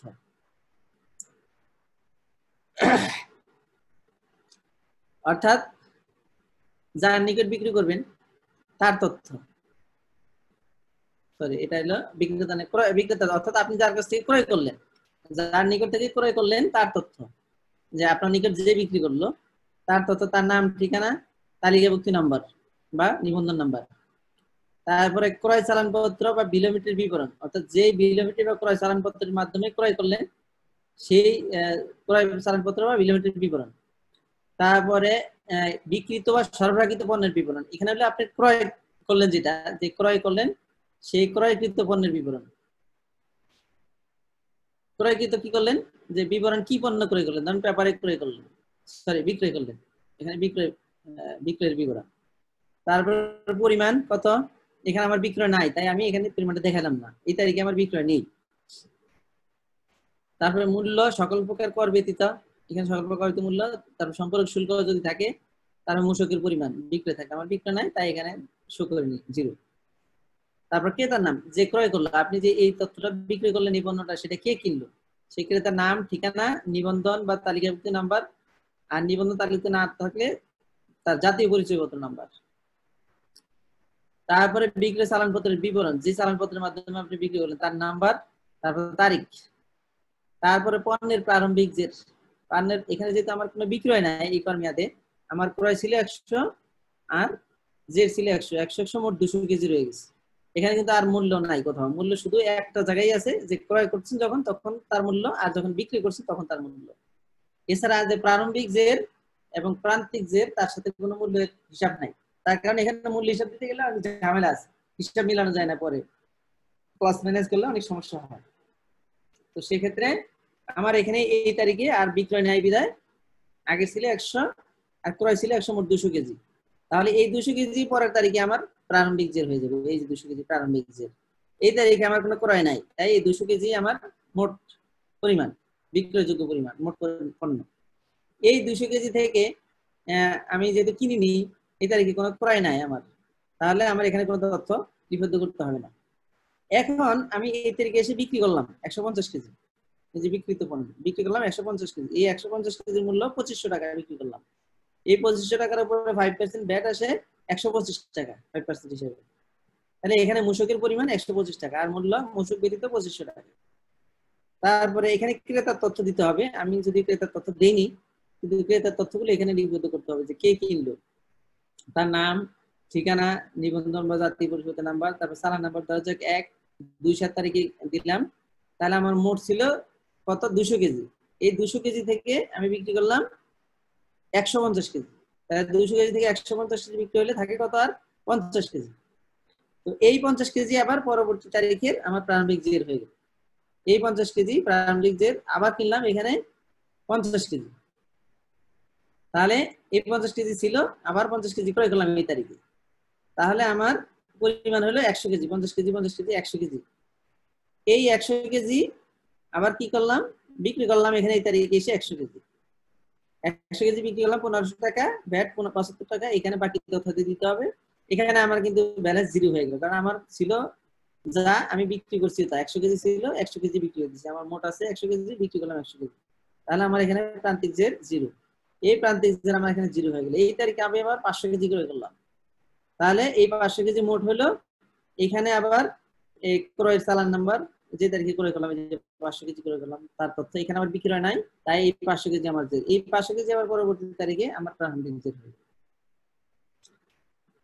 তো এইভাবেই আপনার এই তথ্যগুলো অন্যান্য তথ্যের মতো সংরক্ষণ করতে হবে। 6.2.1 এবার আসি মূল্য সংযোগ কর সম্পর্ক শুল্ক চালানপত্র।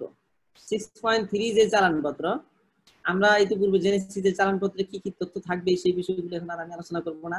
জাস্ট চালানপত্রে কি কি কিভাবে লিপিবদ্ধ করতে হয় বা চালানপত্রে কি কি থাকে সেই বিষয়গুলো নিয়ে এখন আলোচনা করব। যে চালানপত্রের কয়টা কলাম, আমরা আগে প্রথমে চালানপত্রের চেহারাটা দেখে আসি যে চালানপত্রটা আসলে কেমন। এই যে কর চালানপত্র, এখানে মূসক 6.3টা লেখা উচিত ছিল।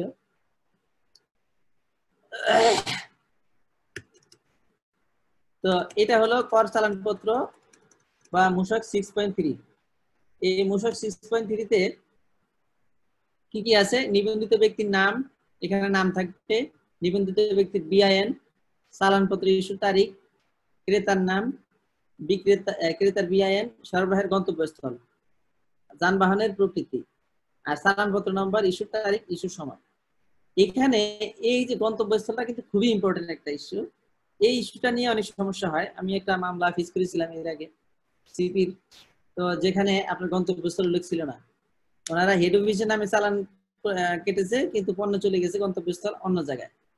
তো এই বিষয়টা নিয়ে বহু জটিলতা হয়েছে। সুতরাং এক্ষেত্রে আপনাদেরকে কি করতে হবে যে ক্রেতার নাম ঠিকানা তো লিখবেনই, তার সাথে পণ্যটা যে জায়গায় যাবে গন্তব্যস্থল, সেই গন্তব্যস্থল যদি আলাদা হয় সেক্ষেত্রে এটা আলাদাভাবে উল্লেখ করতে হবে যে গন্তব্যস্থল অন্য জায়গায় আর প্রতিষ্ঠানের ঠিকানা অন্য জায়গায়। গন্তব্যস্থল যেখানে সেটা উল্লেখ করতে হবে। নতুবা যদি প্রিভেন্টিভের সময় গাড়ি আটক করে গাড়ির সাথে চালানে গন্তব্যস্থল উল্লেখ না থাকলে এক রুটের গাড়ি অন্য রুটে গেলে তখন কিন্তু মামলা হয়ে যায়। সুতরাং পণ্যের গন্তব্যস্থল যেখানে বা গাড়ি যেখানে যাবে সেখানে আপনার গন্তব্যস্থল আলাদাভাবে উল্লেখ করতে হবে। আর যানবাহনের প্রকৃতি লিখতে হবে, ট্রাক, বাস, মিনি বাস বা কাভার্ড ভ্যান, সেটা উল্লেখ করতে হবে এবং তার নাম্বার সহ উল্লেখ করে দিতে হবে। অনেকে আছে কুরিয়ার বা বাসের মধ্যে পাঠান, সেক্ষেত্রে কুরিয়ার উল্লেখ করতে হবে। তো যেভাবে দেন সেভাবে দিতে হবে, বাস গাড়ি না থাকলে নাই। আর চালানপত্রের একটা নাম্বার থাকবে, এখানে 1, 2 থেকে শুরু করতে হবে ক্রমিক অনুযায়ী। আর ইস্যুর তারিখ, যে তারিখে ইস্যু করবেন, ধরা যাক 2/7/2020 ইস্যু করলেন, হ্যাঁ, এরকম তারিখ থাকবে। তারপরে ইস্যুর সময় থাকবে, যে ধরেন দিনের 12টার সময় ইস্যু করলেন, হ্যাঁ, তো এরকম থাকবে। তারপর গন্তব্যস্থল কোথায়, এভাবে উল্লেখ করতে হবে। তো এখানে এসে দেখেন 9টা কলাম আছে। এই 9টা কলামে কোন কলামে কি তথ্য বসবে এটা কিন্তু খুবই ইম্পর্টেন্ট। এটা হয়তোবা আবার পরিবর্তন হবে, এখানে আরো কিছু বিষয় অ্যাড করার প্রয়োজন আছে।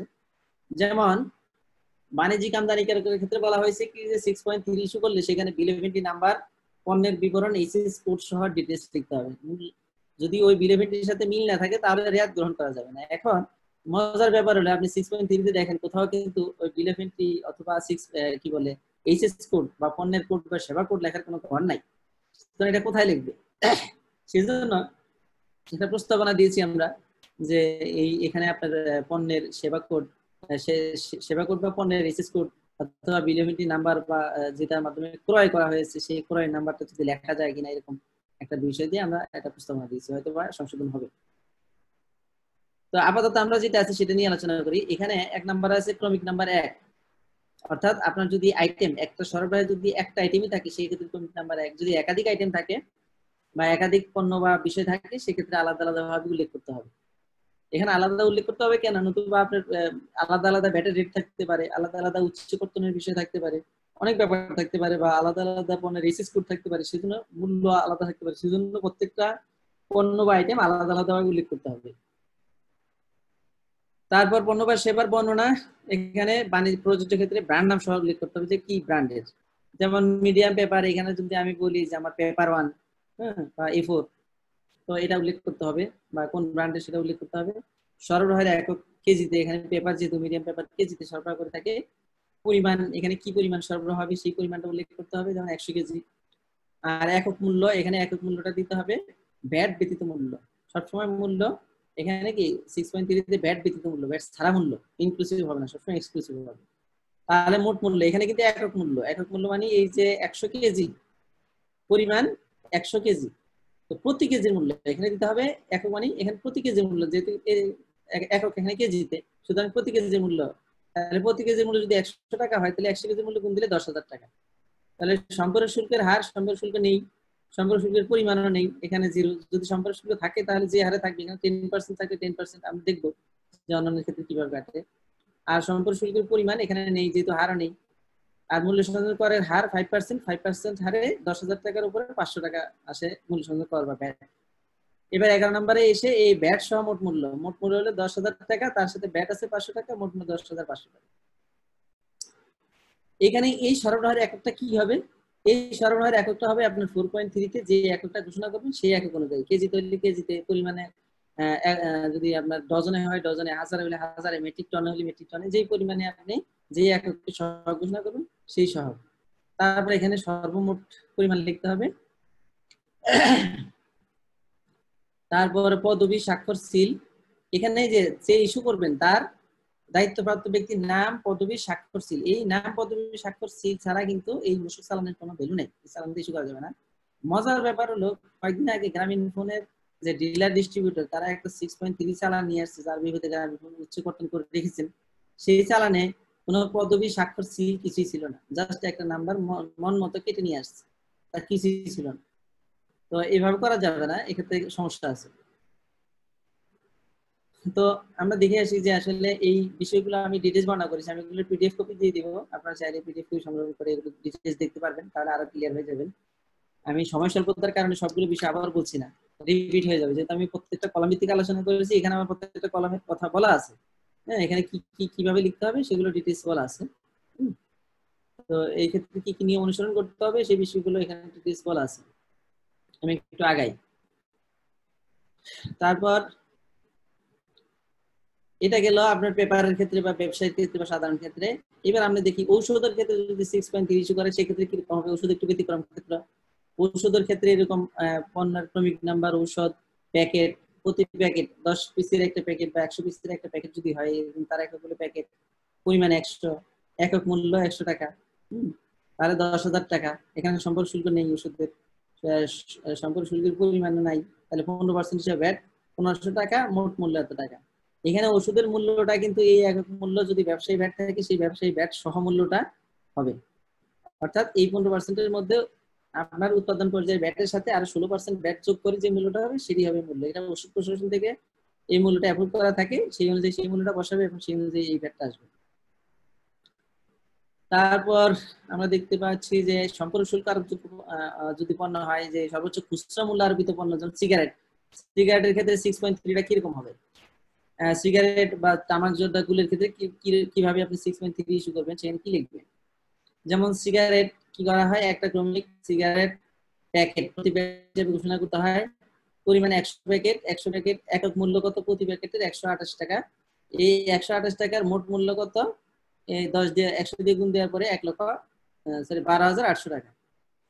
এই 12,800 টাকার উপরে এইচডি যদি থাকে 65%, কারণ তামাকজাত গুলোর উপরে এইচডি আছে, 65% এইচডি, তাহলে এই তামাকজাতগুলোর ক্ষেত্রে সরাসরি মূল্যের উপর এসডি আরোপ করা হবে। এই জন্য 12,800 টাকার উপর 65% এখানে মূল্য এসডি আসে 8,320 টাকা। তারপরে 15% ভ্যাট, এই 15% ভ্যাট হিসাবে সরাসরি এই 12,800 টাকার উপরে 15% ভ্যাট আসে 1920 টাকা। আবার এই ক্ষেত্রে মোট মূল্য কিন্তু এই 12,820 টাকাই থাকবে, কারণ এই ভ্যাট এবং এসডি এই মূল্যের মধ্যে অন্তর্ভুক্ত আছে। সেজন্য এখানে এই মূল্য যা হবে, মোট মূল্য যা হবে ভ্যাট এসডি যোগ করার পরে সেই একই মূল্য হবে, এবং এই মোট মূল্যের উপরে সরাসরি এসডি এবং ভ্যাট আরোপ করা হবে। এখানে কোনো কিছু যুক্ত হবে না। কখন যোগ হবে আমরা একটু দেখে আসি। সিরামিক টাইলস এর ব্যাপারে যদি ধরি, যে সিরামিক টাইলস তে এসডি আছে 10%, সেক্ষেত্রে কিভাবে হবে? এখানে সরবরাহের একক মিটার স্কয়ার মিটারে সাধারণত সিরামিক টাইলস সরবরাহ করে। তো 100 মিটার এখানে সরবরাহ করলো, একক মূল্য 100 টাকা, প্রতি মিটারের মূল্য দিলাম 100 টাকা। তো সেই ক্ষেত্রে এই 100 আমার পরিমাণ আর 100 হলো টাকা, মোট গুণ দেওয়ার পরে 10,000 টাকা, এর উপরে 10% এসডি আছে। তাহলে 10% এসডি থাকলে 10,000 টাকার 10% হলো 1,000 টাকা। 1,000 টাকা হলো তার এসডি বা সম্পর্ক শুল্ক। এখানে এই যে মূল্যটা, এই মূল্যটা কিন্তু এসডি ছাড়া মূল্য, এসডি ব্যতীত মূল্য, মানে সকল প্রকার কর ব্যতীত মূল্য। তো এই 100 টাকার উপর 10% হিসাবে 1,000 টাকা এসডি আসলো। এই এসডি আবার এই 10,000 টাকার সাথে যোগ করতে হবে। যোগ করার পরে হবে 11,000 টাকা। 11,000 টাকার উপর 15% হিসাবে ভ্যাট আসবে 1,650 টাকা। তারপর এই মোট মূল্যটা হবে এই ভ্যাটের পরিমাণ, এসডির পরিমাণ এবং এই মোট মূল্য যোগ করার পরে যে মূল্যটা হয় সেটা 12,650 টাকা। এই তো গেল টাইলসের ক্ষেত্রে। এবার আমরা দেখি ইটের ক্ষেত্রে যদি এই মূসক চালান ইস্যু করতে চাই তাহলে কি হবে। যেটা সুনির্দিষ্ট কর ইট অথবা আপনার যে ইয়া আছে এমএস প্রোডাক্ট অর্থাৎ রড, অথবা এরকম যেগুলো সুনির্দিষ্ট কর দেওয়া আছে, আরোপ করা আছে সুতা, তো সেসব ক্ষেত্রে কিভাবে কর্তন করতে হবে এই 6.3। সেসব ক্ষেত্রে হবে যেমন এখানে ব্রিক্স, এবিসি ব্রিক্স, 3 ছিদ্র বিশিষ্ট ইট যদি হয়, অটো ব্রিক্স যদি হয়, সেটা কি করে হাজারে মূল্যটা, ট্যারিফ মূল্যটা বা সুনির্দিষ্ট করটা হাজারে নির্ধারণ করা আছে, ট্যারিফ মূল্য নেই এখন। তাহলে সরবরাহ করলো কতটুকু? 10,000। এখানে কিন্তু এই 10টা শুধু 10 লিখতে হবে, 10 এর সামনে 3টা শূন্য দেওয়া যাবে না। তো অনেকে করে কি যে 10,000 এর জায়গায় 10 লিখে 3টা শূন্য দিয়ে দেয়, 3টা শূন্য দিলে পরে আর হিসাব মিলাতে পারে না। সেক্ষেত্রে এখানে কি করতে হবে? শুধু 10 লিখতে হবে। এখানে কিন্তু পরবর্তীতে 3টা শূন্য দেওয়া যাবে না, যেহেতু আমি এখানে হাজারে বলেছি, তাহলে 10 বললে আমি এখানে 10,000 বুঝতে পারবো। তাহলে প্রতি হাজারের মূল্য কত? 8,000 টাকা করে। প্রতি হাজারের মূল্য 8,000 টাকা। এটা হলো অরিজিনাল মূল্য বসবে, যে মূল্যে তিনি বিক্রি করবেন সেই মূল্যটাই এখানে বসবে, এটা কোনো ট্যারিফ মূল্য না। তাহলে 8,000 টাকা করে যদি প্রতি হাজার বিক্রি করেন তাহলে 8,000 10,000 এর মূল্য 8,000 ইন্টু 80, সরি 8,000 ইন্টু 10, 80,000 টাকা। এটা তার অরিজিনাল মূল্য। এবার সম্পর্ক শুল্ক নেই, সম্পর্ক শুল্কের পরিমাণও নেই। এবার মূল্য সংযোজন করার হার বা সুনির্দিষ্ট করার পরিমাণ হলো প্রতি হাজারে 700 টাকা। এটা কিন্তু হার নয়, বরং সুনির্দিষ্ট কর, প্রতি হাজারের জন্য 700 টাকা। সুতার ক্ষেত্রে যদি 3 টাকা 6 টাকা এরকম দেওয়া আছে, বা এমএস প্রোডাক্টের ক্ষেত্রে, রডের ক্ষেত্রে যদি 1200 2,000 টাকা হয়, সেক্ষেত্রে 1200 বা 2,000 হবে। তো সেক্ষেত্রে এখানে কিন্তু মূল্যটা কিন্তু ইফেক্ট করতেছে না ভ্যাটের উপরে, মূল্যটা উজ্জ্বল থাকবে। এখানে জাস্ট অরিজিনাল মূল্যটা থাকবে, গুণ করে দিবে। আর এখানে মূল্য সংযোজন করটা যে পরিমাণ নির্ধারণ করা থাকবে ঠিক সেই মূল্যটা এখানে লিখতে হবে। তারপর 10 নম্বরে এসে আমার এই যে সুনির্দিষ্ট কর 700, প্রতি হাজারে 700 টাকা, এই 700 দিয়ে সরাসরি এই পরিমাণকে গুণ দিতে হবে, অর্থাৎ এই যে 4 গুণন 8, এটা কি মূল্য সংযোজন করার সুনির্দিষ্ট করার পরিমাণ। এটা ভুল হয়েছে, 8 নম্বরে তো আমার কোনো পরিমাণ নেই, এখানে 9 হবে। তাহলে কি হবে? 9 গুণন 4, 9 নম্বরে আছে আমার সুনির্দিষ্ট কর 700 টাকা, আর এখানে পরিমাণ আছে 10,000। তাহলে 10,000 ইন্টু 7 মানে 7,000 টাকা। তাহলে কি হলো? এই 7,000 টাকা হলো তার ভ্যাটের পরিমাণ, আর মূল্য হলো 80,000 টাকা। তাহলে 80,000 যোগ 7,000 সমান 87,000 টাকা হলো তার বিক্রয় মূল্য। এখানে অনেকে ভুল করেন, যে আমার কাছে এমনও তথ্য এসেছে বা অনেকে প্রশ্ন করেছেন যে এখানে যে মূল্যটা লেখেন তিনি এই ট্যারিফ মূল্যটাই লেখেন, অর্থাৎ এই 700 টাকা প্রতি হাজারে এই 700 টাকাটাই তিনি এখানে লেখেন, বা এমএস রডের ক্ষেত্রে 2,000 টাকা, এই 2,000 টাকাটাই এখানে লেখেন, লিখে 2,000 দিয়ে গুণ করে যে মূল্য হয় তার উপরে 15% হিসেবে ব্যাট দেন। এটা করা যাবে না। এখানে সুনির্দিষ্ট কর, এখানে থাকবে অরিজিনাল মূল্য এই দুটা, আর এখানে সুনির্দিষ্ট করের পরিমাণ, সুনির্দিষ্ট করের পরিমাণ প্রতি একক দিয়ে টোটাল একক গুণ দিলে যে পরিমাণ হবে সেটাই হবে ভ্যাট। আর এই লাস্টে 11 কলামে এসে 11 নম্বর কলামে এসে কি হবে? মোট মূল্যের সাথে আর ভ্যাটের পরিমাণটা যোগ করে দিতে হবে। এই গেল 6.3 এর ব্যাপার। এবার আসি আমরা পণ্য স্থানান্তর চালানপত্র বা 6.5, যেটা মূসক 6.5 এর মাধ্যমে যে কেন্দ্রীয় নিবন্ধিত প্রতিষ্ঠান এক শাখা অথবা অন্য শাখায় পণ্য স্থানান্তর করে থাকেন সেটা। তো সেখানে খুব সহজ বিষয়, সেখানে ভ্যাটের পরিমাণটা নাই, শুধু মূল্য থাকবে। এখানে আপনারা দেখলেই বুঝবেন যে পণ্যের নাম, তারপর পরিমাণ, মূল্য, মন্তব্য। এখানে মূল্যটা লিখতে হবে জাস্ট, কি পরিমাণ সেটা লিখে দিলেই হবে, আর কিছু নেই। এগুলো দেখলেই বুঝবেন। তারপর 6.6টা একটু বোঝার বিষয় আছে যে 6.6 হলো আমাদের উচ্চ কর্তন সনদপত্র, কারণ এটা একটা দলিল, এটার মাধ্যমে আপনি হ্রাসকারী সমন্বয় করবেন। এখানে কি কি থাকবে, যেমন আমার এখানে একটা প্রতিষ্ঠানকে আমি একটা চালান ইস্যু করলাম 6.6 বা উচ্চ কর্তন সনদ, উচ্চ কর কর্তনকারী সত্তার নাম ধরা যাক হাসান পেপার মিল। এই পেপার মিলকে আমি এই উচ্চ কর্তন সনদপত্র দিব। তো হাসান পেপার মিলকে দিলাম উচ্চ কর কর্তনকারী সত্তা, মানে হাসান পেপার মিলই উচ্চ কর্তনকারী। তাহলে তার ঠিকানা কোথায়? বগুড়া। তিনি যদি বগুড়ার প্রতিষ্ঠান হয়ে থাকে তাহলে উচ্চকর কর্তনকারী সত্তার বিআইএন না, তার বিআইএন নাম্বারটা দিতে হবে। এখানে ধরা যাক 1 2 3 4 এরকম 13 ডিজিটের একটা বিন আছে। তো এই বিন নাম্বার, তার উচ্চকর কর্তন সনদপত্র, ধরেন এটাই প্রথম সনদপত্র তিনি ইস্যু করলেন, 1 নম্বর সনদপত্র, জারির তারিখ 7/8/2019 জারি করলেন বা 20 জারি করলেন। হ্যাঁ, তো এই উচ্চ কর্তনটা তিনি এই তারিখে জারি করলেন। এই মর্মে প্রত্যয়ন করা যাইতেছে যে তিনি এই আইনের ধারা 49 অনুযায়ী উচ্চকর কর্তনযোগ্য সরবরাহ হইতে প্রযোজ্য মূল্য সংযোজন কর বাবদ উচ্চকর কর্তন করা হইল। কর্তনকৃত মূল্য সংযোজন করের অর্থ, এখানে 3টা অপশন আছে: বুক ট্রান্সফার, ট্রেজারি চালান, দাখিল পত্রের বৃদ্ধিকারী সমন্বয়ের মাধ্যমে সরকারি কোষাগারে জমা প্রদান করা হইয়াছে। তো আপনি যেভাবে করবেন সেটা রেখে বাকি দুটাকে এভাবে কেটে দেওয়াই ভালো, অথবা যেটা করবেন সেটার উপর একটা টিক চিহ্ন দিয়ে দিবেন। এখানে যেমন এই প্রতিষ্ঠান কি করেছে, ট্রেজারি চালানের মাধ্যমে জমা দিয়ে দিয়েছে, সেজন্য ট্রেজারি চালানটা রেখে বাকি দুটা কেটে দিয়েছে একটা। তো ট্রেজারি চালানের মাধ্যমে সরকারি কোষাগারে জমা প্রদান করা হইল।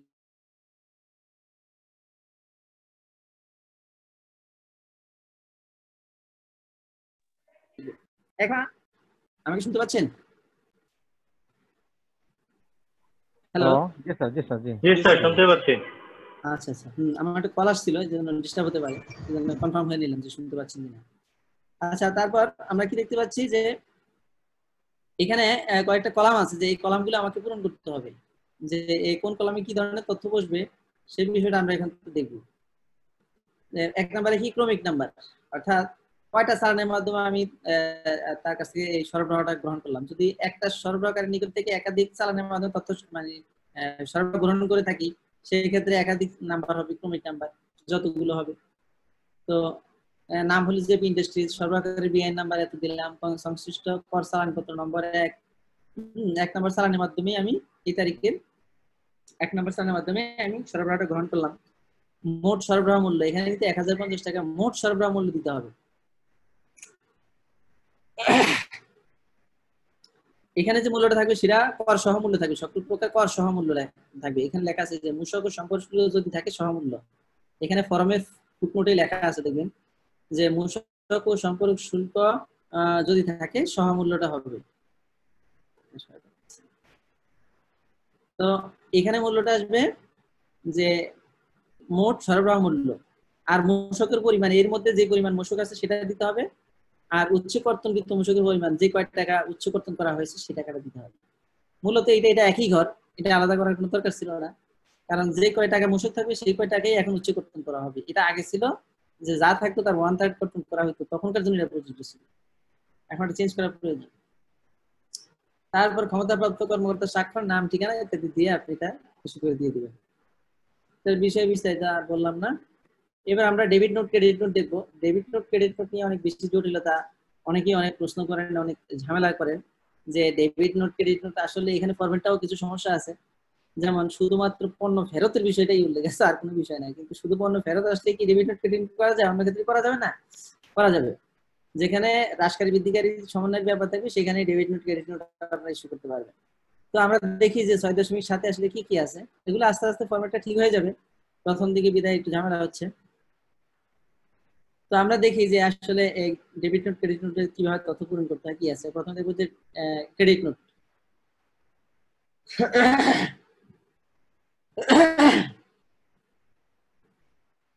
ক্রেডিট নোট 6.7 এখানে আছে ক্রেডিট নোট নম্বর, ইস্যু তারিখ, ইস্যুর সময়, নিবন্ধিত ব্যক্তির নাম, যে ব্যক্তি ক্রেডিট নোট ইস্যু করবেন তার নাম ঠিকানা, নিবন্ধিত ব্যক্তির বিআইএন নাম্বার, যিনি এই ইস্যু করবেন তার বিআইএন নাম্বার, নিবন্ধিত ব্যক্তির ঠিকানা, ক্রেতা বা গ্রহীতার নাম, অর্থাৎ এই ক্রেতা বা গ্রহীতা কে, এটা হলো যেই ব্যক্তি পণ্যটা ফেরত দিলেন তিনি, যিনি সরবরাহ গ্রহণ করেছিলেন, এই ক্রেতা গ্রহীতা তিনি। ফেরত আসা বা বেশি মূসক পরিশোধিত পণ্য মূসক 6.3 এর মাধ্যমে যার নিকট সরবরাহ করা হয়েছিল তার নাম ঠিকানা, এই ক্রেতা বা গ্রহীতা হলো তিনি।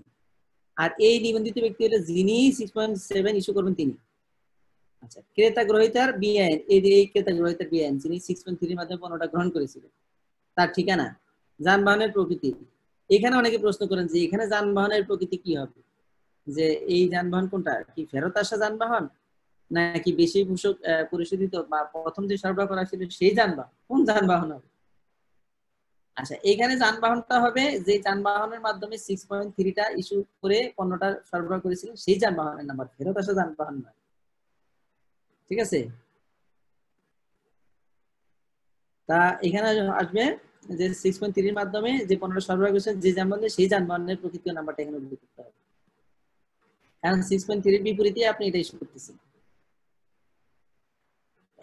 তারপর 1 নম্বরে ক্রমিক নাম্বার 1 কর চালানপত্র নম্বর তারিখ। এই কর চালানপত্র নম্বর হলো যে চালানপত্রের বিপরীতে আপনি সমন্বয় গ্রহণ করবেন বা এই ক্রেডিট নোট ইস্যু করতেছেন।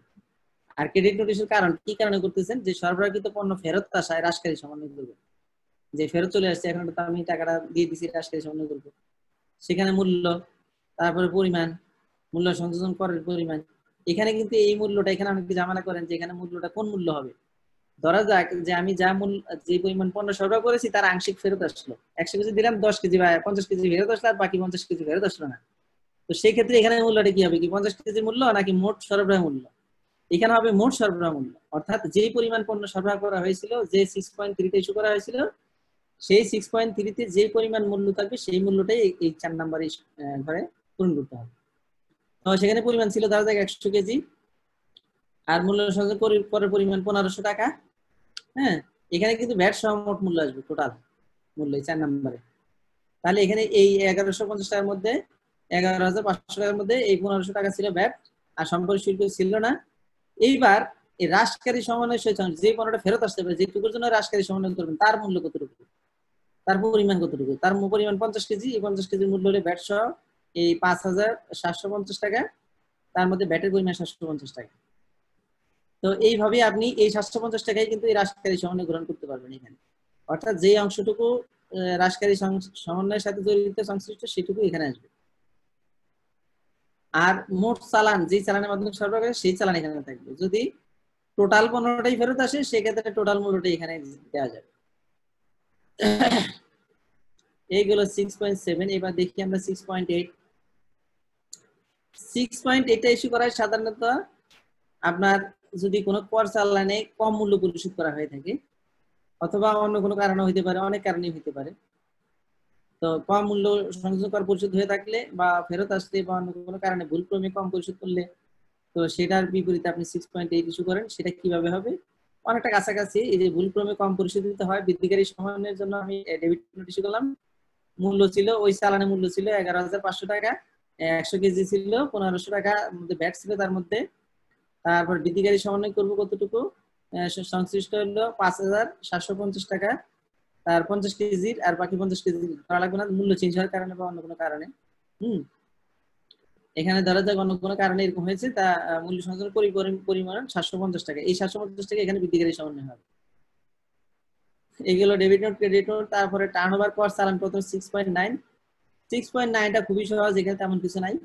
এখানে ক্রমিক নাম্বার থাকবে, তারপরে এই ঘরে থাকবে আপনার পণ্য বা সেবা সরবরাহের তার পূর্ণাঙ্গ বর্ণনা, যে এককে সহায়ক ঘোষণা করা হবে সেই একক, তারপর যে পরিমাণ আর প্রতি এককের মূল্য, এখানে সরবরাহের মূল্য। তারপরে 6.10 এর হলো ক্রয় বিক্রয়ের তথ্য। এর দুটো অংশ থাকে। 6.10 এর প্রথম অংশ হলো অংশ ক ক্রয় হিসাব, অংশ খ বিক্রয় হিসাব। তো অংশ ক তে ক্রয় তথ্য, এখানে শুধুমাত্র চালান, যে চালানের মূল্য 2 লক্ষ টাকার উপরে এবং মূসক চালানের মাধ্যমে স্থানীয়ভাবে ক্রয় করা হয়েছে তার তথ্যই ক্রমিক অংশ ক তে যাবে। তো সেখানে ক্রমিক 1, তারপর চালানপত্র নাম্বার এত, ইস্যুর তারিখ এত, মূল্য এত, এবিসি কোম্পানি নারায়ণগঞ্জ এত, বিক্রেতার ঠিকানা। এখানে কিন্তু দেখেন এই মূল্যটা আসছে যেমন 2,01,000 টাকা, অর্থাৎ 2 লক্ষ টাকার উপরে হইলেই আপনাকে এই চালানটা এই 6.3 তে সরি 6.10 এ হিসাবটা দিতে হবে। সেজন্য আমি একটা চালানের তথ্য দিলাম, কারণ আমার এই একটাই চালান আছে যেটা 2 লক্ষ টাকার উপরে ক্রয় আছে। তেমনি বিক্রয়ের ক্ষেত্রে একই রকম একটা চালানের বিপরীতে 2 লক্ষ টাকার উপরে বা 2.5 লক্ষ টাকার বিক্রয় আছে, সেজন্য একটা চালান হিসাব দিলাম। আপনার এইভাবে যতগুলো চালানের বা ক্রয় বিক্রয় থাকবে 2 লক্ষ টাকার উপরে সবগুলোর তথ্য দিয়ে আপনাকে একটা 6.10 এক কর্মীদের জন্য একটা 6.10 এ আপনাকে তথ্যাদি দাখিল করতে হবে। এই তথ্য এটা দাখিল একটু করতে আবার হবে। বলতে পারবেন স্যার? আরেকটু বলতে পারবেন একটু? হ্যাঁ, আচ্ছা কোনটা?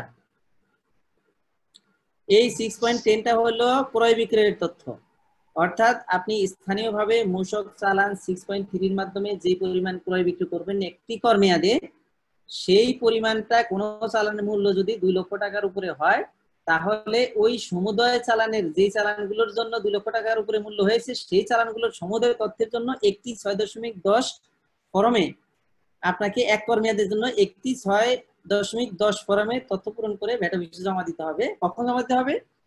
যেই কর মেয়াদের জন্য জমা দিবেন সেই কর মেয়াদ শেষে পরবর্তী কর মেয়াদের 1 থেকে 15 তারিখের মধ্যে রিটার্ন দেওয়ার আগে অথবা রিটার্নের সাথে, রিটার্ন দেওয়ার পরে দেওয়া যাবে। তাহলে আমি যদি ধরি যে আমি এখানে একটা প্রতিষ্ঠান, সেই প্রতিষ্ঠানের ক্ষেত্রে আমার একটা চালানের মাধ্যমে 2 লক্ষ টাকার উপরে ক্রয় আছে, সেজন্য আমি একটা চালানের তথ্য এখানে দিলাম। যদি আর বিক্রয় আছে একটা চালানের মাধ্যমে 2 লক্ষ টাকার উপরে, সেজন্য একটা বিক্রির তথ্য দিলাম। যার ক্ষেত্রে যতগুলো চালানের 2 লক্ষ টাকার উপরে ক্রয় থাকবে ততগুলো দিবেন। ধরা যাক এখানে আপনার ক্ষেত্রে 3টা চালান আছে, এখানে আসা না, তো যদি একাধিক চালান থাকে, আপনার যদি একাধিক চালান থাকে, সরি আসতেছে না, এখানে কি সমস্যা হলো, যাই হোক 3টা তো দিতেই হবে, আবার আলাদা এটা দিতে হবে না? 2 লক্ষ টাকার উপর 6.3। না না 6.3 দিতে হবে, কি বলছেন? আচ্ছা, এটা শুধু 6.10 দিব? হ্যাঁ, 6.10 এ আপনি দিবেন হলো 2 লক্ষ টাকার উপরে যে সমস্ত 6.3 এর ক্রয় এবং বিক্রয় ট্রানজাকশন। বুঝা গেছে? আচ্ছা, বুঝছি। হ্যাঁ, 6.3 যতগুলোর মূল্য আপনার 2 লক্ষ টাকার উপর হবে, ধরেন 100টা চালান আপনি চালানের মাধ্যমে ক্রয় করলেন, তার মধ্যে 20টা চালানের মূল্য আপনার 2 লক্ষ টাকার উপরে, ওই 20টা চালানের তথ্য পূরণ করে একটা 6.10 পূরণ করে দিবেন। বুঝা গেছে বিষয়টা? প্রত্যেকটা চালানের জন্য আলাদা আলাদা ভাবে 6.10 দিতে হবে না, বরং 20টা চালানের জন্য একটা 6.10 দিতে হবে। বুঝছি স্যার। যেগুলোর মূল্য 2 লক্ষ টাকার উপরে, ধরেন একটা মূল্য আছে 1.5 লক্ষ টাকা, সেটা তথ্য এখানে দিতে হবে। যেগুলোর তথ্য 2 লক্ষ টাকার উপরে আছে সেগুলোর তথ্যই শুধুমাত্র 6.10 এর মধ্যে বলতে হবে। বুঝা গেছে বিষয়টা? জি স্যার। তো এই গেল ইম্পর্টেন্ট গুলো। তারপরে 9.1 আছে। এখন 9.1 কি আজকে আলোচনা করব? 9টা বাজে অলরেডি। স্যার এটা তো ভিডিও আছে, মনে কমপ্লিট করতে পারবেন না স্যার? দরকার নেই স্যার, এটা তো আলোচনা করছেন স্যার আগে। আলোচনা হয়েছে, ভিডিওটা দেওয়া আছে। হ্যাঁ, এখানে 9.1 এর যদি কারো কোনো সমস্যা থেকে থাকে সেক্ষেত্রে আমি ওই টপিকটা অন্তত বলতে পারি যে যদি কারো 9.1 সম্পর্কিত কারো বাণিজ্যিক ভিত্তিতে বলতে পারবেন। প্রশ্নোত্তর পর্বে স্যার আমরা এটা নিয়ে কথা বলবো। আচ্ছা, উনি একটু জানতে চাচ্ছেন যে বাণিজ্যিক আমদানিকারকের ক্ষেত্রে তথ্যটা কোথায় দিবে। আমি একটু তাহলে সংক্ষেপে একটু বলি, এখানে ক্রয় বিক্রয় তথ্যটা অন্তত বলি, কারণ এই জায়গাটা একটু সমস্যা থাকে। ঠিক আছে, আমি সংক্ষেপে বাস 7 ক্রয় বিক্রয় তথ্যটা বলি। তাহলে অংশ 3 হলো সরবরাহ প্রদান। প্রথমে আমার বিক্রয়ের তথ্য, ঠিক আছে। তো বিক্রয়ের তথ্য নোট 1 এ সরাসরি রপ্তানি, প্রচ্ছন্ন রপ্তানি, যারা রপ্তানি করবেন তাদের তথ্য এখানে। আর অব্যাহতি প্রাপ্ত পণ্য বা সেবা বিক্রয় হলে অব্যাহতি প্রাপ্ত হলে 3 এ, জি স্যার, নোট 3 এ বিক্রয় তথ্য। আর আদর্শ হারের হলে 4 এ, অর্থাৎ 15% হারে যিনি বিক্রি করবেন তিনি হলেন 4 নম্বরে।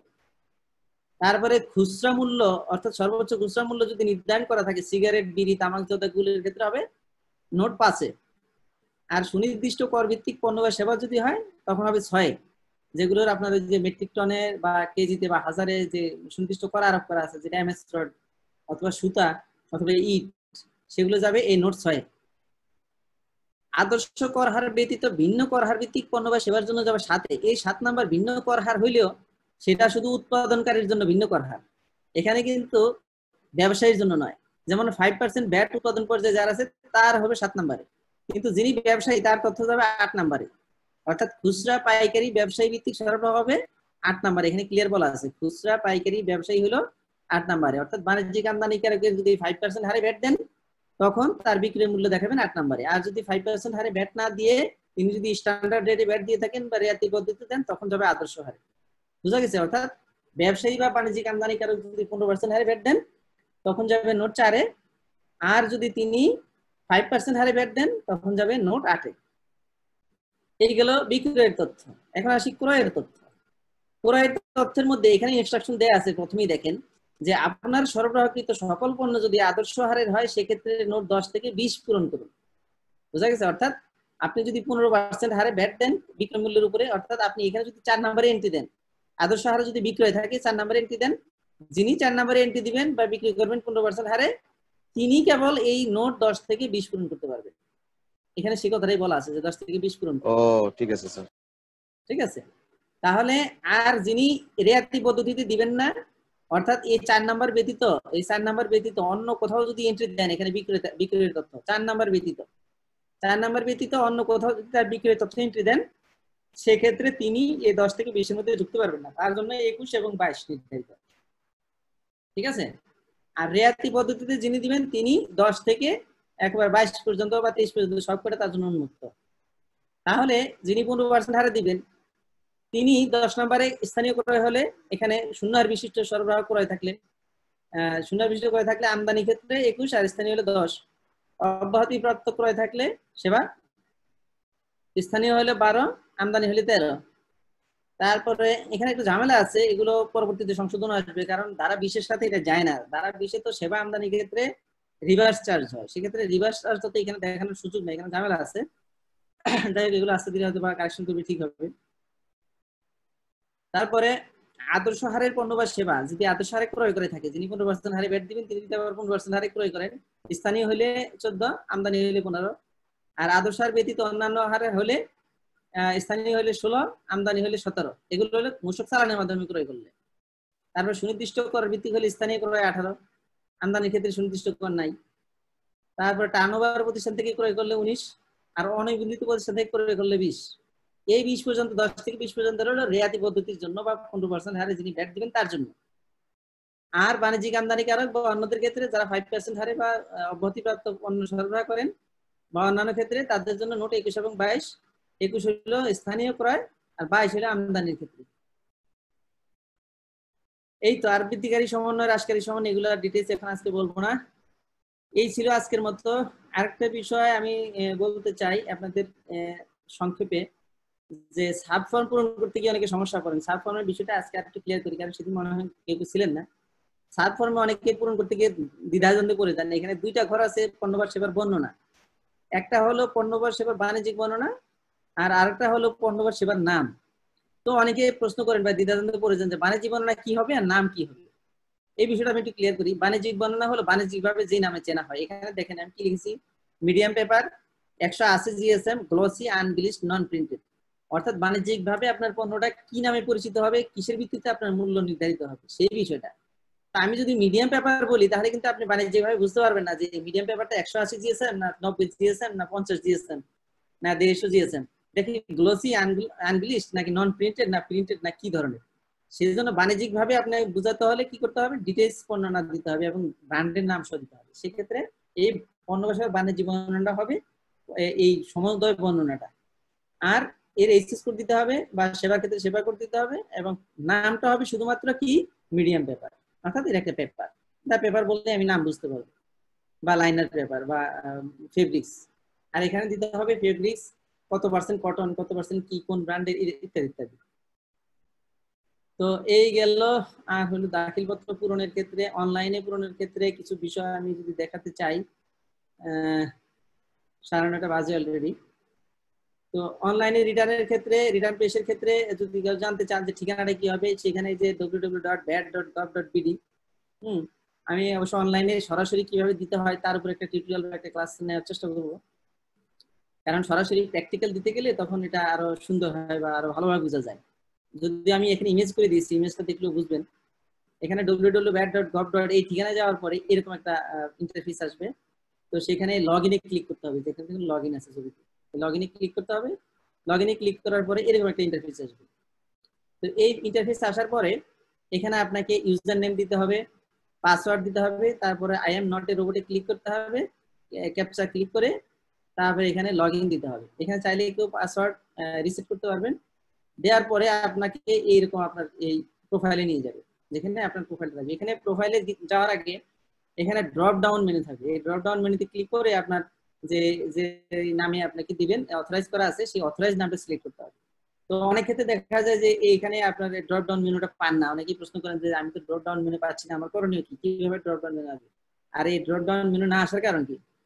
ড্রপ ডাউন মেনু না আসার একমাত্র কারণ হলো যে আপনার অরিজিনাল মূল ফর্ম 2.1 পূরণ করার সময় যে তথ্য দিয়ে পূরণ করেছিলেন, যে ব্যক্তির মালিকের নাম এবং অথরাইজ পার্সনের নাম, যে তথ্য অথরাইজ তথ্য এবং ওই মালিকের নাম যদি আলাদা হয় বা মূল ফর্মের তথ্য যদি আলাদা হয়, কোনো ডিফারেন্স থাকে, তখনই এই ড্রপ ডাউন মেনু আসবে না। অর্থাৎ কারো নাম যদি করিম হয়, সেখানে করিম যদি ক ঋষিকার ম দিয়ে লেখেন, আর অথরাইজ পার্সনের ক্ষেত্রে যদি ক দীর্ঘিকার দিয়ে লেখেন, সেক্ষেত্রে কিন্তু এই ড্রপ ডাউন মেনু আসবে না। তো সেক্ষেত্রে সাবমিশন মানে এটার সমাধান কি? এটা সমাধানটা হলো যে আপনার ভ্যাট অফিস থেকে, বিভাগীয় দপ্তর থেকে আপনার এই আইডি পাসওয়ার্ড দিয়ে ঢুকে আপনার অথরাইজ নামটা চেঞ্জ করে দিলে, অথরাইজ নাম এবং আপনার মূল ফর্মের তথ্য দিয়ে এক করে দিলে তখন এই ড্রপ ডাউন মেনু পাবেন। তো ড্রপ ডাউন মেনু থেকে আপনার অথরাইজ নেমটা সিলেক্ট করার পরে এখানে আপনার প্রোফাইলটা ওপেন হবে। সেখানে দেখেন আপনার যদি ফিলিং অব্লিগেশন থাকে, আপনার কয়টা ফর্ম দেওয়া বাকি আছে, হ্যাঁ, সেখানে আপনার ডিটেইলস থাকবে এই ফর্ম থেকে। এখান থেকে আপনাকে সিলেক্ট করতে হবে যে এখানে দেখেন এই প্রতিষ্ঠানের ক্ষেত্রে মূসক 9.1 একটা দেওয়া বাকি আছে। তো সেটাতে আমরা ক্লিক করলাম। এখানে ক্লিক করার পরে যে নট ফিল্ড ক্লিক করার পরে এখানে ক্লিক করলেই এই ফর্মটা ওপেন হবে। অথবা এখানে অ্যাড ফর্ম থেকেও অ্যাড করা যায়। এই ফাংশনটা, এই অপশনটা মানে এখনো আসেনি, এটা হবে। এখানে অ্যাড ফর্ম থেকে আপনি আগে চাইলে এটা অ্যাড ফর্ম করে আপনি আগেই তার তথ্যাদি দিয়ে আপনি প্রসেসিং এ রাখতে পারবেন বা ড্রাফট আকারে সেভ করে রাখতে পারবেন। তারপরে অ্যাড করে নিয়ে করতে পারবেন অথবা সরাসরি গিয়ে করা যাবে। এরপরে এই যে ফর্মটা, এটা হলো 9.1 অনলাইনে কিভাবে আসলো। আপনি লগ ইন করার সাথে সাথে এই প্রথম পার্ট 1 এর তথ্যাদি চলে আসবে অটো, এটা আপনাকে পূরণ করতে হবে না। তারপরে এখানে যদি ক্রয় থাকে তাহলে ইয়েস, ক্রয় বিক্রয় থাকলে ইয়েস, আর ক্রয় বিক্রয় না থাকলে জিরো রিটার্ন হলে নো। তারপরে এখানে তো তথ্যাদি গেল। আপনার যদি নো হয় তাহলে আর কোনো কিছু পূরণ করতে হবে না। নো চাপার পরে লাস্টে আপনার যে অথেন্টিকেশনে ক্লিয়ার করলে চেক মার্ক দিয়েই আপনি সাবমিট করতে পারবেন, ইয়েস ক্লিক করে সাবমিট করতে পারবেন। তারপর কিভাবে সাব ফর্ম পূরণ করতে হয় এই ইত্যাদি ইত্যাদি ডিটেইলস এখানে বলা আছে। আজকের মতো এখানেই, ধন্যবাদ সবাইকে। আজকে বলবো না, আমি টায়ার্ড হয়ে গেছি। তো আমাদের হোস্টের দৃষ্টি আকর্ষণ করছি। ধন্যবাদ স্যার চমৎকার আলোচনা করার জন্য। স্যার কি শুনতে পাচ্ছেন? হ্যাঁ হ্যাঁ, আমি জি শুনতে পাচ্ছি। জি, আমরা এখন প্রশ্নোত্তর পর্বে চলে যাব। আপনাদের যদি কারো যদি কোনো প্রশ্ন থাকে আপনারা হ্যান্ড রাইজ করবেন, আমরা আপনাদের প্রশ্ন নেব।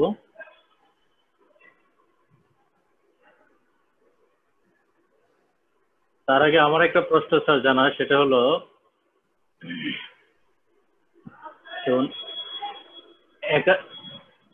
একজন ব্যক্তি একাধিক প্রতিষ্ঠানের কি অথরাইজেশন হতে পারে কিনা, এই ধরনের আইনত কোনো বাধ্যবাধকতা আছে?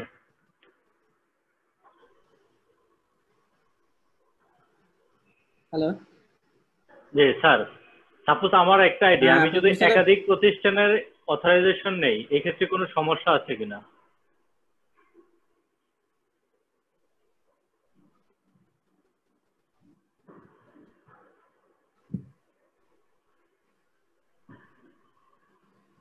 হ্যাঁ বলেন।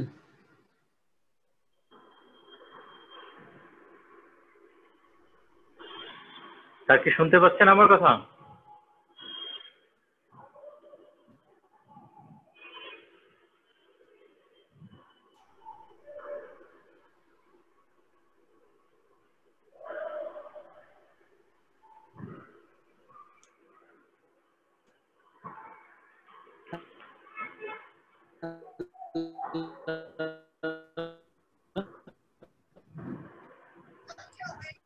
শুনতে পাচ্ছেন? আচ্ছা, আপনারা কি কেউ আমার কথা শুনতে পাচ্ছেন? বা স্যারের, আমি স্যারের কথা শুনতে পাচ্ছি না। আপনার দুজনের কথা শুনতে পাচ্ছি। শুনতে পাচ্ছি। স্যারের কথা তো আমি শুনতে পাচ্ছি না। স্যারের কথা শোনা যাচ্ছে না। হ্যালো আপনার কথা আমি শুনতে পারি নাই।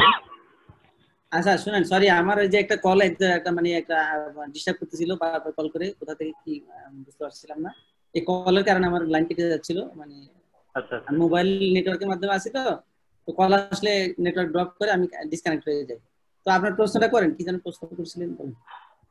বলছি স্যার, আমার একটা আইডি থেকে একাধিক প্রতিষ্ঠানের অথরাইজেশন কি নিতে পারবো কিনা, এই ধরনের কোনো? হ্যাঁ নিতে পারবেন তো, অবশ্যই পারবেন, কেন পারবেন না। আপনাকে যতগুলো প্রতিষ্ঠান অথরাইজ করে দিবে ততগুলো প্রতিষ্ঠানে রিটার্ন দিতে পারবেন, সমস্যা নেই। রিটার্ন দিতে পারবো। আচ্ছা স্যার, আমি একজনের কাছ থেকে শুনছিলাম, একজন ব্যক্তির কাছ থেকে, উনি বলতেছিল যে নিতে পারবে না, অর্থাৎ প্রত্যেকটা আইডির জন্য এক একটা অথরাইজেশন বা একজন একটা আইডি থেকে রিটার্ন সাবমিট করতে পারবে, এই ধরনের কথা বলছেন। না, এই ধরনের কোনো রেস্ট্রিকশন আছে কিনা যদিও আমার জানা নেই, তবে আইনগত কোনো বাধা তো থাকার কথা না এখন পর্যন্ত। তো বিষয়টা যেহেতু বলছেন, আমি একটু দেখি তাহলে করে যে সিস্টেমে কি আছে, সিস্টেমে এরকম যদি কোনো রেস্ট্রিকশন থাকে আমি সেটা তার পরে জানাতে পারবো। আমার জানার মধ্যে এরকম কোনো রেস্ট্রিকশন নাই। নাই স্যার, এরকম কোনো রেস্ট্রিকশন নেই। আপনি স্যার ঠিক আছে, সেটা আমিও জানি নাই, কিন্তু একজন ট্রেনিং এ মানে এই ধরনের একটা কথা বলছে যে একটার বেশি নিতে পারবে না, প্রতিষ্ঠানের অথরাইজেশন নিতে পারবে না। আচ্ছা ঠিক আছে, তা আমি আপনাকে পরে বিষয়টা আরো ডিটেইলস জেনে আমার আলামিন ভাই ঠিকই বলছে।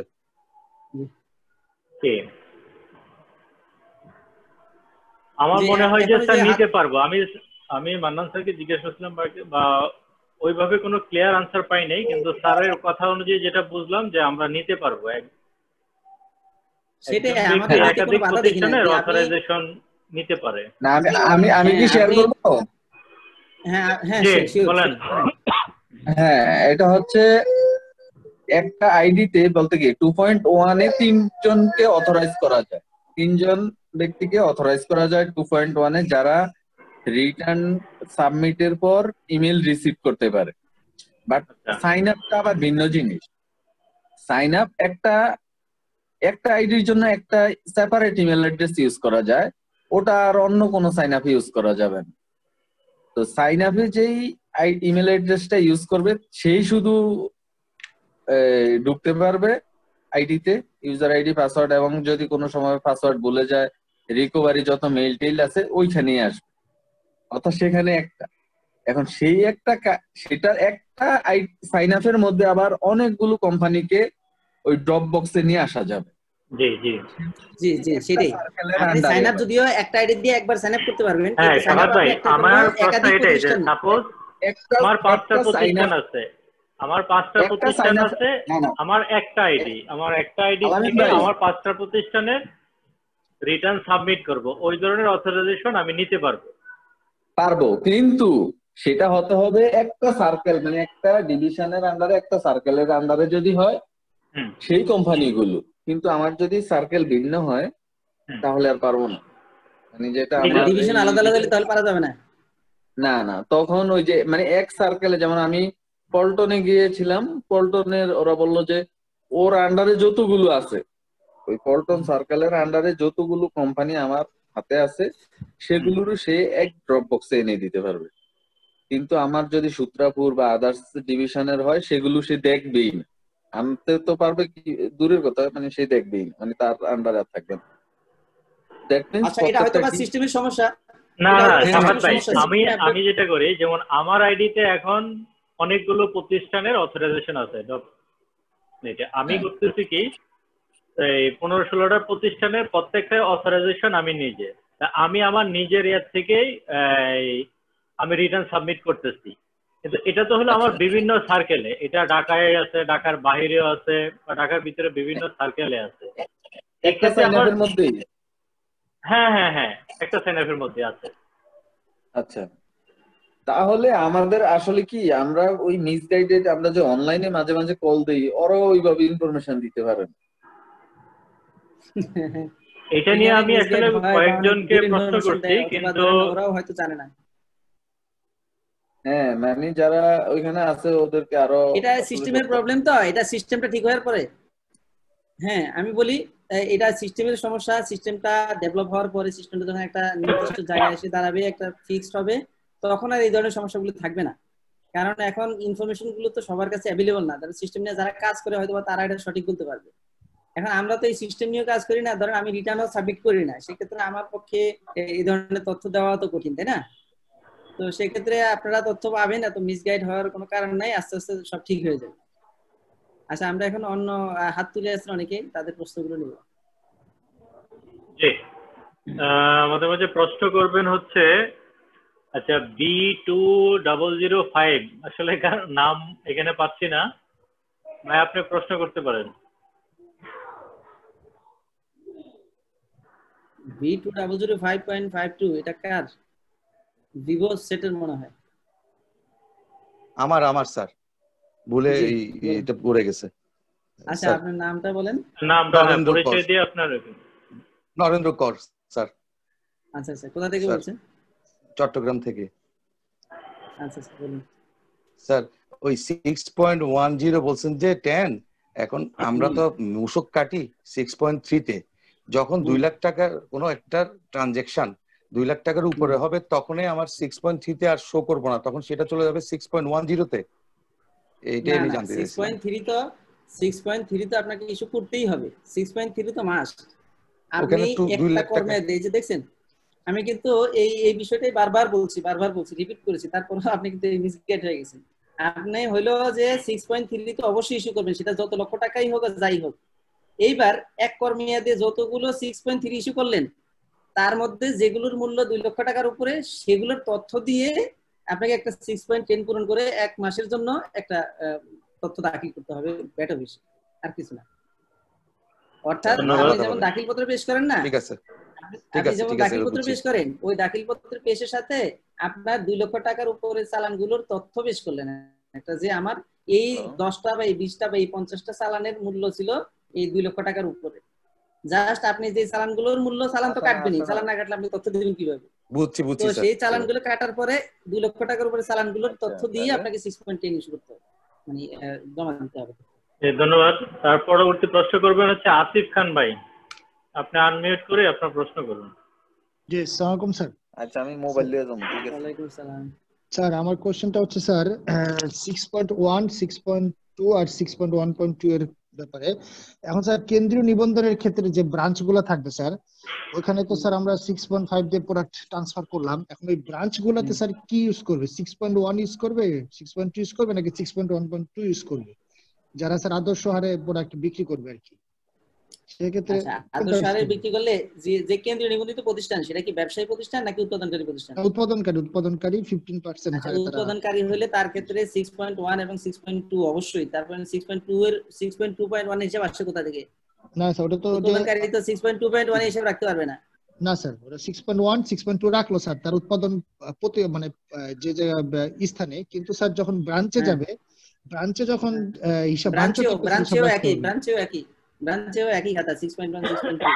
এখন স্যার সে যদি পজ ইউজ করে, পয়েন্ট অফ সেল সফটওয়্যারটা ইউজ করে সেলস এর জন্য, তাহলে তো স্যার আর 6.2 রাখা লাগতেছে না, এমন কি কিছু স্যার? না, তখন তার সিস্টেম বা সফটওয়্যার যখন ইউজ করবে তখন তার ওটা আলাদা প্রয়োজন নাই। তখন স্যার 6.1 বা 6.2 কিছু রাখা লাগবে না? না, তখন তো সিস্টেমের মধ্যে থাকবে ডাটা। জি স্যার। তখন ওই সিস্টেমে ক্রয় বিক্রয় ডাটা থাকবে না, আপনার সিস্টেমেই তখন ডাটা চলে যাবে। কেন্দ্রীয় বলবো না যে আপনি যদি সিস্টেম ইউজ করেন, তো সেই সিস্টেম থেকে যদি কেন্দ্রীয় ভাবে ডাটাটা চলে যায়, আপনার অনলাইন ভিত্তিক থাকে বা ইন্টারনেট থাকে, তখন কানেকশন থাকলে সার্ভারে যদি আপনার ডাটাটা চলে যায়, সেক্ষেত্রে তো আর আপনার এটা আলাদা এন্ট্রি করার কোনো দরকার নেই। 6.10 এর দরকার নেই, 6.10 এর দরকার নেই স্যার, বুঝতে পারছি। আরেকটা হচ্ছে স্যার কোশ্চেন ছিল যে 4.3 এর ব্যাপারে স্যার, সেটা হচ্ছে আচ্ছা স্যার কোশ্চেনটা একটু পরে করি স্যার, ওটা একটু খুঁজতে হবে স্যার। আচ্ছা, ঠিক আছে থ্যাংক ইউ। ধন্যবাদ আসিফ ভাইকে। তারপর প্রশ্ন করবেন ইফতেখার ভাই। আসসালামু আলাইকুম স্যার।